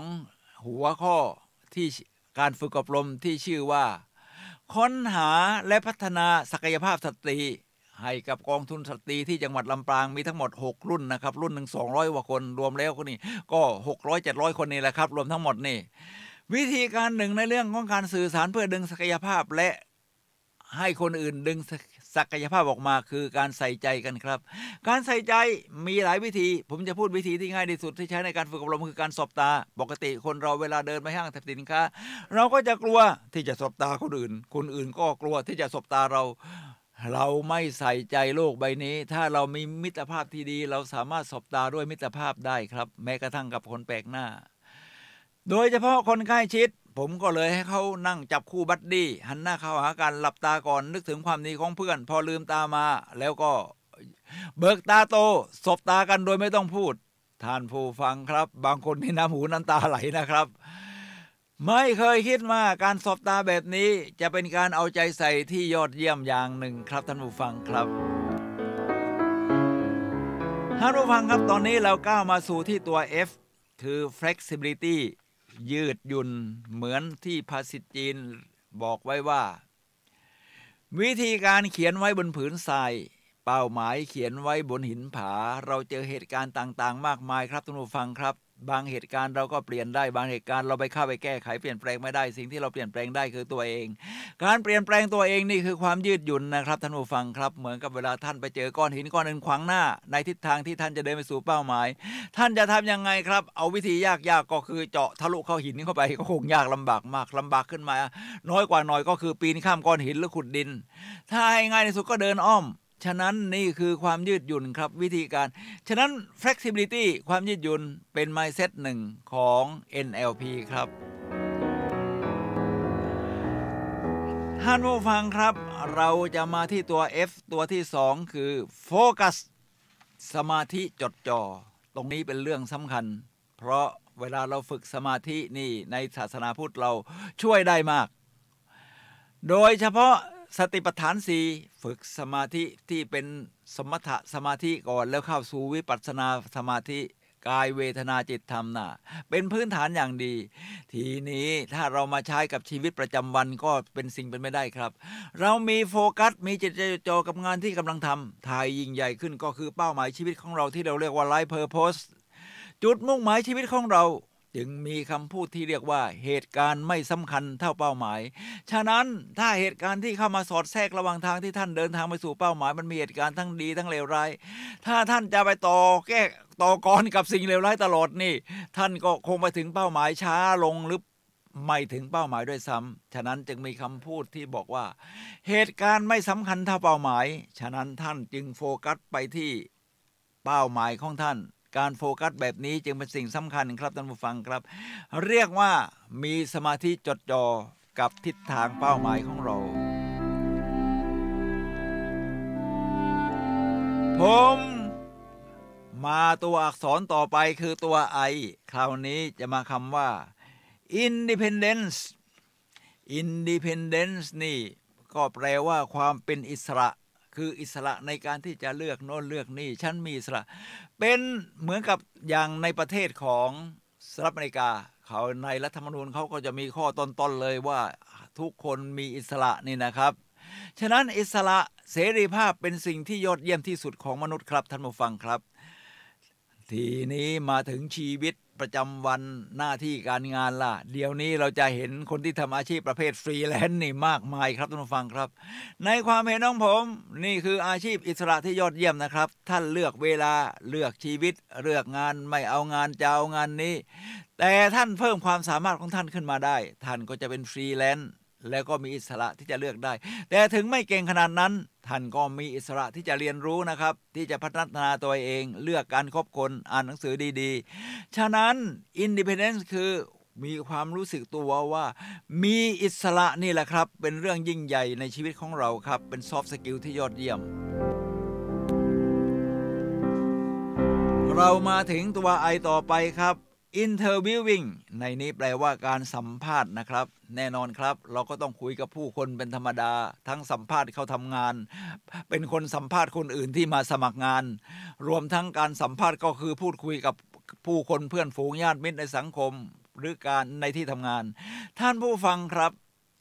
ถ้าเป็นเรื่องของการสัมภาษณ์งานเนี่ยนะครับเพื่อเข้าทำงานเขาจะมีเทคนิคในการสัมภาษณ์เขาบอกว่าให้แบ่งเป็น50 แรกผู้สัมภาษณ์ถามผู้เข้ามารับการสัมภาษณ์ตอบแต่อีก50หลังนี่นะครับท่านจะต้องเปิดโอกาสให้ผู้เข้ามารับการสัมภาษณ์สมัครงานนี่ได้มีโอกาสถามบ้างเพราะสิ่งที่เป็นความยอดเยี่ยมหรือ independent หรือความต้องการของทั้งสองฝ่ายจะได้ชนตรงกันครับเช่นเราถามว่าอะไรเป็นสิ่งจูงใจให้คุณอยากทำงานกับบริษัทของเราเมื่อเขาตอบแล้วเราก็ถามเขาบ้างว่าเขาก็อาจจะถามเราบ้างเราเปิดโอกาสครึ่งหนึ่งถามว่าเขาอาจจะถามว่าบริษัทเราเนี่ยมีอะไรที่เป็นจุดสุดยอดเป็นสิ่งสำคัญของบริษัทเป็นมิชชั่นเป็นวิชั่นทำนองนี้ฉะนั้นการสัมภาษณ์แบบนี้เป็นการสัมภาษณ์เพื่อสมัครงานแบบสมัยใหม่เราถามครึ่งหนึ่งให้คนสมัครงานถามอีกครึ่งหนึ่งครับท่านผู้ฟังครับรวมทั้งการสื่อสารในชีวิตประจำวันด้วยนะอย่าเอาแต่พูดอย่างเดียวถามคนอื่นให้เขาพูดบ้างมาถึงอักษรตัวต่อไปครับตัว L ในนี้เริ่มต้นที่คำว่า listening โทษครับ leadership leadership คือความเป็นผู้นำครับแน่นอนครับเมื่อท่านทำงานจนถึงระยะหนึ่งท่านก็ได้เลื่อนตำแหน่งเป็นผู้นำแผนกเมื่อนานขึ้นชำนาญมากขึ้นยอดเยี่ยมยิ่งขึ้นก็เป็นผู้นำองค์กรหรือเป็น CEO ฉะนั้นความเป็นผู้นำจึงเป็นสิ่งสำคัญที่จะใช้ในชีวิตที่ฉะนั้นผู้นำที่ยอดเยี่ยมก็คือสามารถแสดงวิสัยทัศน์สามารถมีบอกจุดยืนแต่ก็ต้องมีสกิลซอฟต์สกิลอื่นๆเช่น flexibility ความยืดหยุ่นอะไรเข้ามาประกอบชอบการเรียนรู้ทีนี้ในเรื่องของถ้าไม่ใช่ที่ทำงานไม่ว่าจะเป็นครอบครัวสื่อสารกับเพื่อนๆในสังคมเราก็เป็น leadership ได้ครับโดยแสดงวิสัยทัศน์ให้เห็นว่าเป้าหมายของเราเป็นอย่างนี้เป็นอย่างนี้โดยเฉพาะถ้าเจอเหตุการณ์วิกฤตในสังคมก็มีเหตุการณ์วิกฤตนี่นะครับท่านผู้ฟังครับในภาวะการต่างๆก็จะมีบางคนที่เฉยๆบางคนที่ถอดใจแต่ก็จะมี leadership ท่านสามารถฝึกที่จะเป็น leadership เนี่ยได้โดยใช้สิ่งที่ท่านถนัดเนี่ยนะครับฉะนั้น leadership เป็น soft skill ที่สำคัญอีก soft skill หนึ่งท่านผู้ฟังครับมาถึงต่อไปก็คือ listening การฟังนี่เป็นทักษะที่ยอดเยี่ยมนะครับเพราะส่วนใหญ่นะก็จะชอบพูดทีนี้ถ้ามีการฟังเนี่ยคนพูดก็จะรู้สึกภูมิใจตัวเองไว้เนื้อเชื่อใจการฟังเขาเรียกว่า active listening คือฟังอย่างตั้งใจฟังอย่างจดจ่อเนี่ยนะครับเขามีเทคนิคเรียกว่า paraphrase ถ้าให้เห็นว่าคุณสนใจเขาจริงคุณต้องสบตาคนเล่าแล้วเนี่ยนะครับคุณจะต้องพาราเฟสคือพูดย้ำคำที่เป็นวลีสำคัญเช่นถ้าเป็นนักวิ่งเขาบอกว่าผมไปวิ่งมาละคราวนี้ขยับจากเพจ8มาเป็นเพจ7อาจจะเป็นศัพท์เทคนิคนิดหน่อยก็คือ1กิโลใช้เวลา7นาทีขยับมาใช้เวลาแค่6นาทีคุณก็ใช้พาราเฟสว่าอ๋อเฟส6เหรอตอนนั้นเนี่ยคุณเหนื่อยคุณรู้สึกคุณยังดีใจอะไรยังไงเรียกว่าพาราเฟสครับท่านผู้ฟังครับนี่คือทักษะ listeningการฟังท่านผู้ฟังครับเรามาที่ logical thinking การคิดเชิงตรรกะและแก้ปัญหาเชิงระบบซึ่งแน่นอนครับมนุษย์เป็นสัตว์ที่มีเหตุผลอยู่ในระดับที่ผมพูดถึงว่าประกอบกับอารมณ์ฉะนั้นการคิดโดยใช้เหตุผลนะครับถ้าเป็นอย่างนั้นแล้วจะเป็นอย่างนี้ก็เป็นสิ่ง soft skill ที่สำคัญเรามาสู่อักษรตัวต่อไปครับคือตัว O organization การจัดการองค์กรแน่นอนในที่ทำงานก็ต้องมีเป็นแผนกเป็นผู้เชี่ยวชาญด้านต่างๆแล้วในชีวิตล่ะเราก็จัดองค์กรของเราได้ครับคอมพิวเตอร์ของเราเนี่ยก็สามารถที่จะจัดการได้เอาเป็นหมวดหมู่อย่างนี้นะใช้วันโน้ตนะตรงนี้เป็นหมวดของการที่เราออกไปบรรยายหมวดนี้เป็นหมวดของสุขภาพเป็นการจัดการแบบง่ายๆรวมทั้งการจัดเก็บตู้เสื้อผ้าอะไรพวกนี้มันเป็นการจัดการองค์กรอย่างหนึ่งครับท่านผู้ฟังครับทีนี้ผมจะมาถึงตัวอักษรต่อไปคือตัว P เริ่มต้นที่ passion ความหลงไหลอะไรที่เราทำแล้วไม่รู้จักเหน็ดเหนื่อยทำแล้วมีความสุขมันลื่นไหลหรือโฟลว์น่ะเหมือนที่ซิกเซนไม่ให้ยีพูดถึงนั่นคือความยอดเยี่ยมของท่านความถนัดของท่านพรสวรรค์ของท่านนะครับฉะนั้นหลักการเวลาผมเป็นวิทยากรฝึกอบรมผมจะมีวิธีการที่จะให้ทุกคนได้หาแพชชั่นของเราเองว่าคืออะไรซึ่งแต่ละคนก็จะแตกต่างกันไปครับผมจะมาถึงอักษรตัว P ที่2คือpassion ความอดทนครับอดทนอดกลั้นเหมือนที่ให้เด็กๆกินมัสมาโลในการวิจัยของอเมริกาเนี่ยนะครับใครที่อดทนได้มากกว่าโตขึ้นจะประสบความสำเร็จมากกว่าประมาณนั้นนะคือขนมมันล่อใจนี่ถ้าไม่กินตอนนี้เดี๋ยวรอไปอีก10นาทีอาจารย์เข้ามาเดี๋ยวจะให้ขนมเพิ่มขึ้นแต่เด็กที่เป็นเปอร์เซ็นต์ค่อนข้างมากแล้วกินไปเลยเนี่ยนะครับเรียกว่าไม่มีความอดทนฉะนั้นความสำเร็จของ2กลุ่มนี้เขาจะต่างกันท่านผู้ฟังครับผมจะมาถึงคำต่อไปคือ perseverance คือความขยันหมั่นเพียรไม่มีอะไรทดแทนความขยันได้ครับความขยันมุ่งมั่นเป็นสิ่งที่จำเป็นต่อไปคือตัว P planning วางแผนจะเดินทางก็ต้องวางแผนแน่นอนครับว่าขั้นตอนนี้ทำอย่างไรเป็นอย่างไรเป็นอย่างไรตัว P ต่อไปคือ prioritization การจัดลำดับความสำคัญแน่นอนเกี่ยวข้องกับเวลาเรื่องที่เราจะทำเรื่องที่เราจะใช้ชีวิต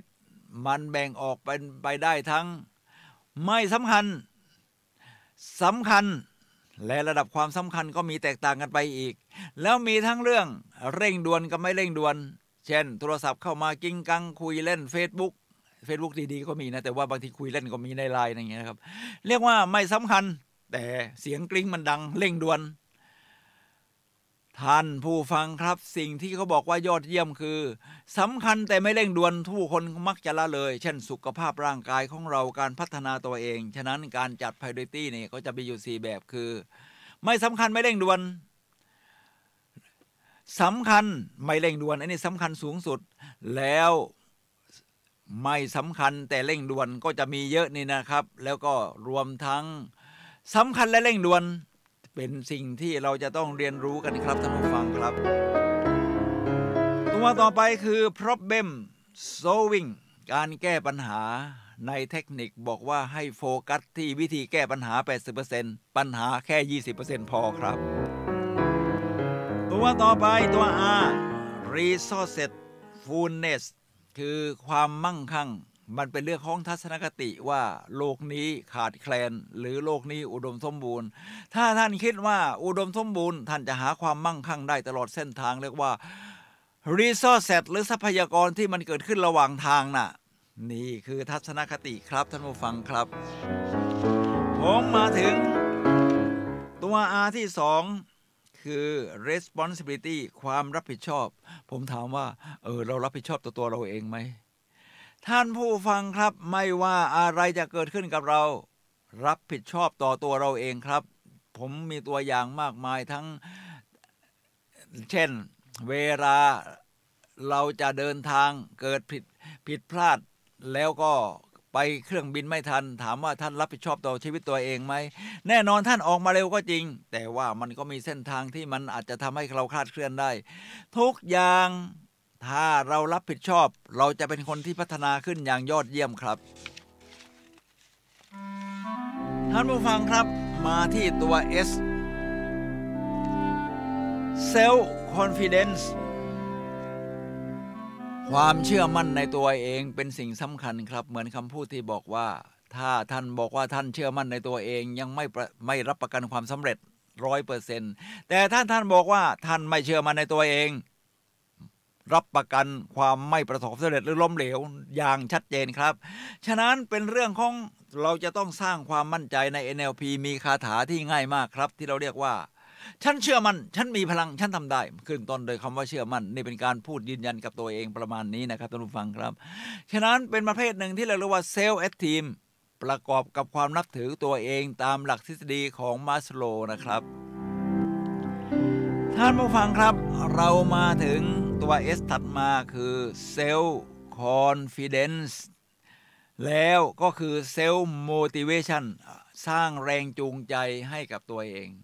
แรงจูงใจถ้าไปคอยจากข้างนอกนี่นะครับ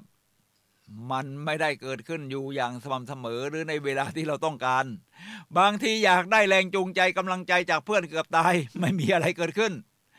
ท่านต้องฝึกวิธีที่จะสร้างแรงจูงใจกำลังใจจากตัวเองนี่แหละครับท่านผู้ฟังครับในภาษา NLP เราเรียกว่า affirmation คือฝึกพูดยืนยันกับตัวเองนั่นนะครับเช่นเวลาฝึกอบรมผมจะทำที่เรียกว่า visualization แล้วก็พูดยืนยันกับตัวเองทำมือเป็นเลข8ประมาณนี้นะครับแล้วก็พูดว่าสุนัยแต่ว่าให้พูดชื่อตัวท่านเองนะครับเธอเป็นคนยอดเยี่ยมเธอมีศักยภาพเธอมีความสามารถเธอสามารถพัฒนาได้ประเภทนี้เรียกว่าสร้างแรงบันดาลใจทีนี้ถ้าจะให้ยอดเยี่ยมยิ่งขึ้นนะครับท่านผู้ฟังครับการสร้างแรงจูงใจในตัวเองใช้คาถาความสำเร็จแบบวลีเดียวเลยคือคำว่า yes เป็นภาษาอังกฤษบอกว่านี่ใช่นี่คือความยอดเยี่ยมฉะนั้นเวลาท่านต้องการกำลังใจท่านก็แค่ขยับเท้าซ้ายขวาเนี่ยนะครับเตรียมมือขวาอยู่ข้างๆตัวพอบอก go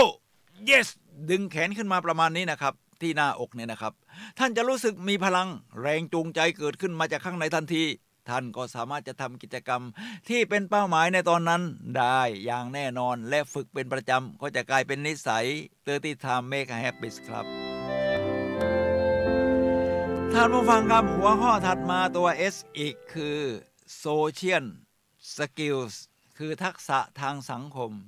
ฉะนั้นมนุษย์เป็นสัตว์สังคมยังไงเราก็อยู่คนเดียวนี่ไม่ได้อยู่แล้วแหละครับท่านผู้ฟังครับยังไงก็ต้องพึ่งพาคนอื่นทั้งทางตรงและทางอ้อมเมื่อท่านบอกว่าเดี๋ยวจะไปอยู่ในป่าคนเดียวเดี๋ยวท่านก็ต้องกินข้าวเพราะว่าท่านไม่ได้ปลูกข้าวเองหรือหาอย่างอื่นมากินมันเป็นโซเชียลสกิลว่าถ้าท่านมีโซเชียลสกิลนะครับก็เริ่มตั้งแต่หัดทักทายหัดฟังซึ่งมีสกิลอื่นๆที่พูดถึงไปแล้วเนี่ยนะครับหัดเข้าใจคนอื่นหัดกล้าพูดเผยความในใจหรือความต้องการกับตัวเองมีความมั่นใจทั้งหมดมาประกอบกันก็เป็นทักษะในการที่จะทำให้เราเข้าสู่สังคมได้ไม่ใช่เก็บตัวฉันไม่ยุ่งกับใครเราเข้าไปสู่สังคมได้ในระดับที่เราต้องการเป็นทักษะแต่ว่ากลุ่มต่างๆก็จะมีหลากหลายท่านก็สามารถกำหนดบริบทของท่านครับว่ากลุ่มนี้เป็นกลุ่มที่ยอดเยี่ยมผมชอบวิ่งกลุ่มนักวิ่งนี่ผมก็จะสื่อสารเยอะหน่อยเป็นโซเชียลสกิลชนิดหนึ่งโดยเฉพาะมีโซเชียลมีเดียนี่แหละครับยอดเยี่ยมเลยจะอ้างว่ามันไกลกันไม่มีเวลาไม่ได้ครับเปิดมือถือปั๊บทำได้สื่อสารกันได้ทันทีถ้าเป็นกลุ่มที่มีแต่ลบโพสไอ้นั่นแย่ไอ้นี่แย่ว่าแต่คนอื่นประเภทนินทาได้ทุกเรื่องท่านก็ต้องห่างๆเป็นโซเชียลสกิลชนิดหนึ่งนะครับท่านผู้ฟังครับเรามาถึงตัว S สุดท้ายคือ Storytelling เป็นนักเล่าเรื่องท่านผู้ฟังครับเป็นซอฟต์สกิลที่ยอดเยี่ยมครับการเล่าเรื่องทำให้คนอื่นเข้าใจเราดียิ่งขึ้นฉะนั้นเวลาเราฟังเรื่องราวต่างๆเราจะรู้เลยว่าคนนี้นี่สื่อสารได้ดีคนนี้เป็นคนยอดเยี่ยมฉะนั้นนักผู้นำที่ยิ่งใหญ่ล้วนเป็นนักเล่าเรื่องผมก็จะยกตัวอย่างคนหนึ่งละครับก็คือสตีฟจ็อบส์แห่ง iPhone ตระกูล i ทั้งหลายนี่แหละครับหรือ Macintosh สมัยก่อนนะสตีฟจ็อบส์เวลาไปพูดที่ไหนนะครับไม่ว่าจะเป็น Presentation นวัตกรรมใหม่ของตระกูล i หรือไปพูดที่มหาวิทยาลัยสแตนฟอร์ดในพิธีรับปริญญาเขาเป็นนักเล่าเรื่องครับท่านผู้ฟังครับซึ่งก็จะมีเทคนิคเรียกว่าคล้ายๆการพูดในที่ชุมนุมชนประมาณนั้นโดยใช้เทคนิคเวลาเราพูดในที่ชุมชนเองเราก็ต้องเรียนรู้การสบตาการยืนอย่างมั่นใจการพูดแบบมีคำนำในเรื่องสรุปสตีฟจ็อบส์สามารถเป็นนักเล่าเรื่องแบบนี้ได้ครับแล้วใช้ทฤษฎีที่เรียกว่า3เวลาสตีฟจ็อบส์นี่เขาจะแบ่งเป็น3หมวดใหญ่ๆถ้ามากกว่านั้นเดี๋ยวคนลืมน้อยกว่านั้นก็น้อยเกินไปในแต่ละหมวดก็จะแบ่งเป็น3อีกมันเป็นเทคนิคของนักเล่าเรื่องครับฉะนั้นถ้าท่านสนใจแบบนี้ท่านก็ไปฝึกได้ครับมีสโมสรฝึกพูดในเชียงใหม่อยู่หลายแห่งที่ท่านจะไปฝึกได้ไม่ว่าจะเป็นสโมสรฝึกพูดเชียงใหม่หรือสโมสรฝึกพูดแห่งล้านนาไทยครับ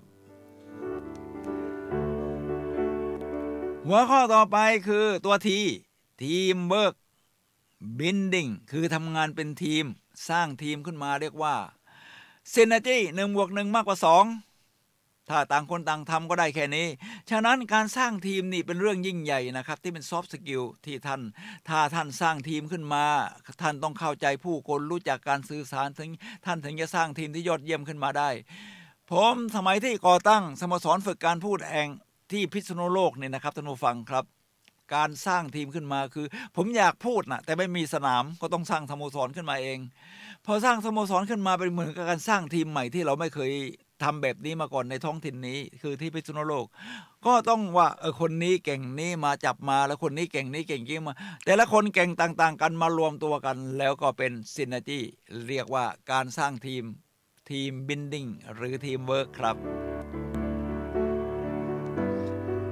หัวข้อถัดมาตัวtime management การจัดการกับเวลานี่แหละครับท่านผู้ฟังครับเวลาเป็นเรื่องใหญ่ทุกคนมีทรัพยากรเวลาเท่ากันคือ24ชั่วโมงฉะนั้นใช้เวลาอย่างมีคุณค่าเกิดประโยชน์สูงสุดอย่าปล่อยให้เวลาเสียไปเปล่าเราจึงต้องบริหารเวลาให้ดีฉะนั้นโดยเอาเป้าหมายชีวิตนั่นแหละมาเป็นตัวอิงตอนนี้ขอยกตัวอย่างเรื่องวิ่งอีกเพราะกำลังหัดวิ่งไงกำลังถ้าท่านอยากเป็นนักวิ่งที่ยอดเยี่ยมท่านก็ใช้เวลากับกลุ่มนักวิ่งเยอะขึ้นท่านอยากเป็นวิทยากรก็คอยสังเกตดูว่าวิทยากรเขาเวลาไปสัมมนาไปอบรมดู YouTube เขาก็ฝึกอบรมอย่างไรหรือแม้กระทั่งเข้าไปร่วมสัมมนาคือการเลือกใช้เวลารวมทั้งเลือกหนังสือเลือกคบเพื่อนท่านผู้ฟังครับรวมทั้งหนังด้วยนะผมชอบดูหนังตอนนี้กำลังดูหนังกำลังภายในประเภทมังกรหยกอะไรนะกลับมาดูอีกครั้งนึงมันสุดยอดครับท่านผู้ฟังครับเป็นการใช้เวลาที่ยอดเยี่ยม ข้อต่อไปคือตัวที train ability คือฝึกสอนได้ท่านผู้ฟังครับทุกคนสามารถเป็นโค้ชได้ครับสามารถฝึกสอนตัวคนอื่นก็คือทำตัวให้เป็นตัวอย่างนี่คือการฝึกสอนที่ยอดเยี่ยมแล้วเทคนิคการเป็นโค้ชนี่นะครับเขาบอกว่าโค้ชนี่ไม่ตอบคำถามนะเวลาคนมารับการโค้ชหรือสอนจากเรานี่เราต้องไม่ตอบคำถามเขาตรงๆเพราะประเภทที่ว่าคำตอบของคนอื่นแก้ปัญหาของเราไม่ได้เขาจะมีความเชื่อมั่นในคือเขาอยากจะได้คำตอบจากข้างในเราก็ใช้วิธีคำถามตั้งคำถามเพื่อให้เขากระทุ้งคำตอบออกมาเองแล้วโค้ชเขาเป็นนักเล่าเรื่องยกตัวอย่างเป็นเรื่องเป็นนิทานเป็นตัวอย่างบุคคลอย่างผมยกตัวอย่างของเรื่องราวของสตีฟจ็อบส์เขาจะมาเทียบกับตัวเองแบบนี้แหละครับฉะนั้นคือการฝึกให้เป็นคนที่ training ability ให้การฝึกสอนได้มาถึงตัวทีสุดท้ายครับท่านผู้ฟังครับคือ trouble shooting คือการแก้ปัญหาฉะนั้นมองปัญหาตรงจุดและแก้ปัญหาตรงจุดครับมีอีก3หัวข้อสุดท้ายภายใน3นาทีก่อนหมดเวลาครับท่านผู้ฟังครับคือคำว่าตัว V verbal skill